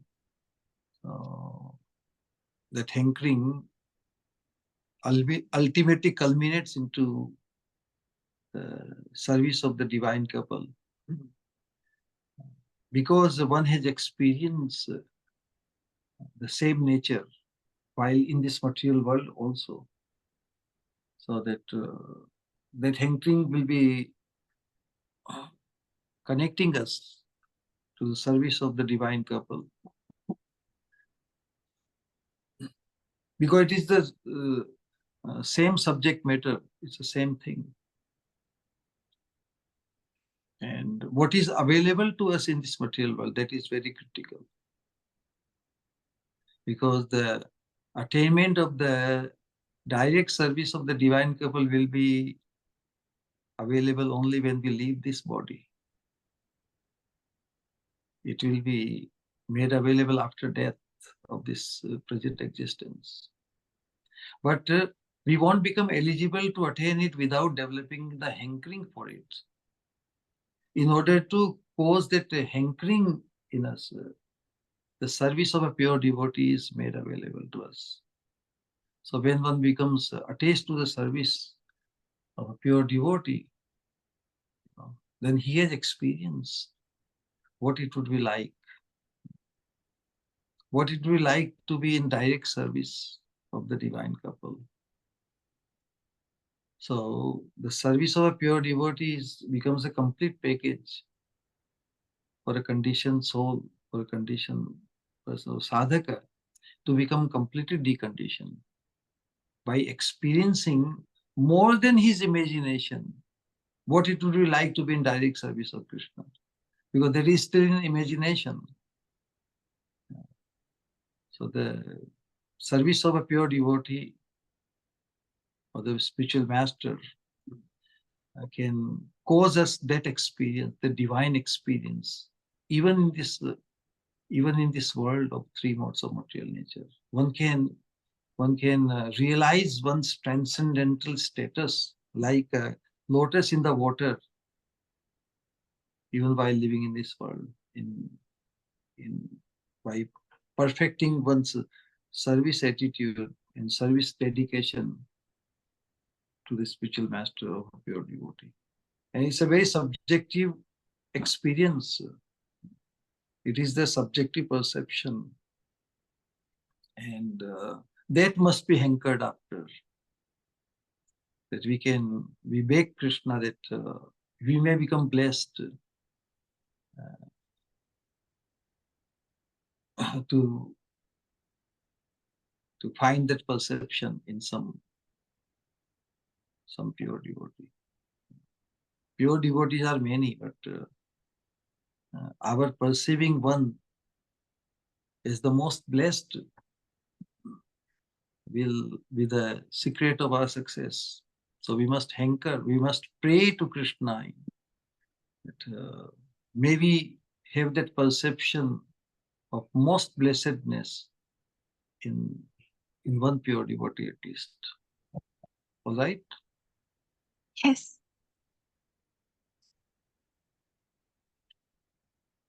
Nitai Gaur Premanande Hari Hari. We will say 3 times Hare Krishna Maha Mantra in honor of our Shri. Hare Krishna, Krishna Krishna, Hare Hare, Hare Hare Rama, Hare Rama, Hare Rama Rama, Hare Rama Hare Hare Hare Hare Krishna, Krishna, Hare Krishna Krishna, Krishna, Hare Hare, Hare Hare Rama, Hare Rama Rama, Rama Rama, Hare Hare Krishna, Hare Krishna Krishna, Krishna, Hare Hare Krishna, Hare Krishna Rama, Krishna, Hare Hare Rama, Hare Rama Hare Hare Rama, Hare Rama, Rama Rama, Hare Hare. भक्ति स्वरूप गोविंद महाराज जी की जय। Jai. Samaveta Nitai Gaur Bhaktavind ki jai. Nitai Gaur Premanande Hari Hari. Gaur Premanande Hari Hari. Dandavat Pranam Shri Guru. Dandavat Pranam Shri Guru. Sri Swamini Matirastu. Gaur Hare Premanande. Krishna. Hare Krishna, welcome. Dandavat Pranam Shri Guru. Hare Krishna. Dandavat Pranam Shri Guru. Hare Krishna. Hare Krishna. Welcome, Dandavat welcome. Hare Krishna. So stay focused and progressive, and we are all being watched by the higher realm, because we are aspiring after it, no? So we can remain consciously aware that we are being watched. The sun. Those who are not aspiring for the highest realm, they can be ignored, They don't care. Do they care? But we care that we are not ignored, no?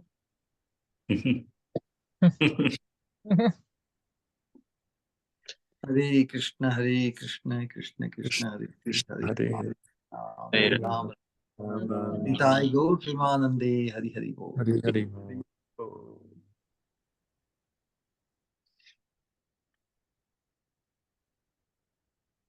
Shri Gaura.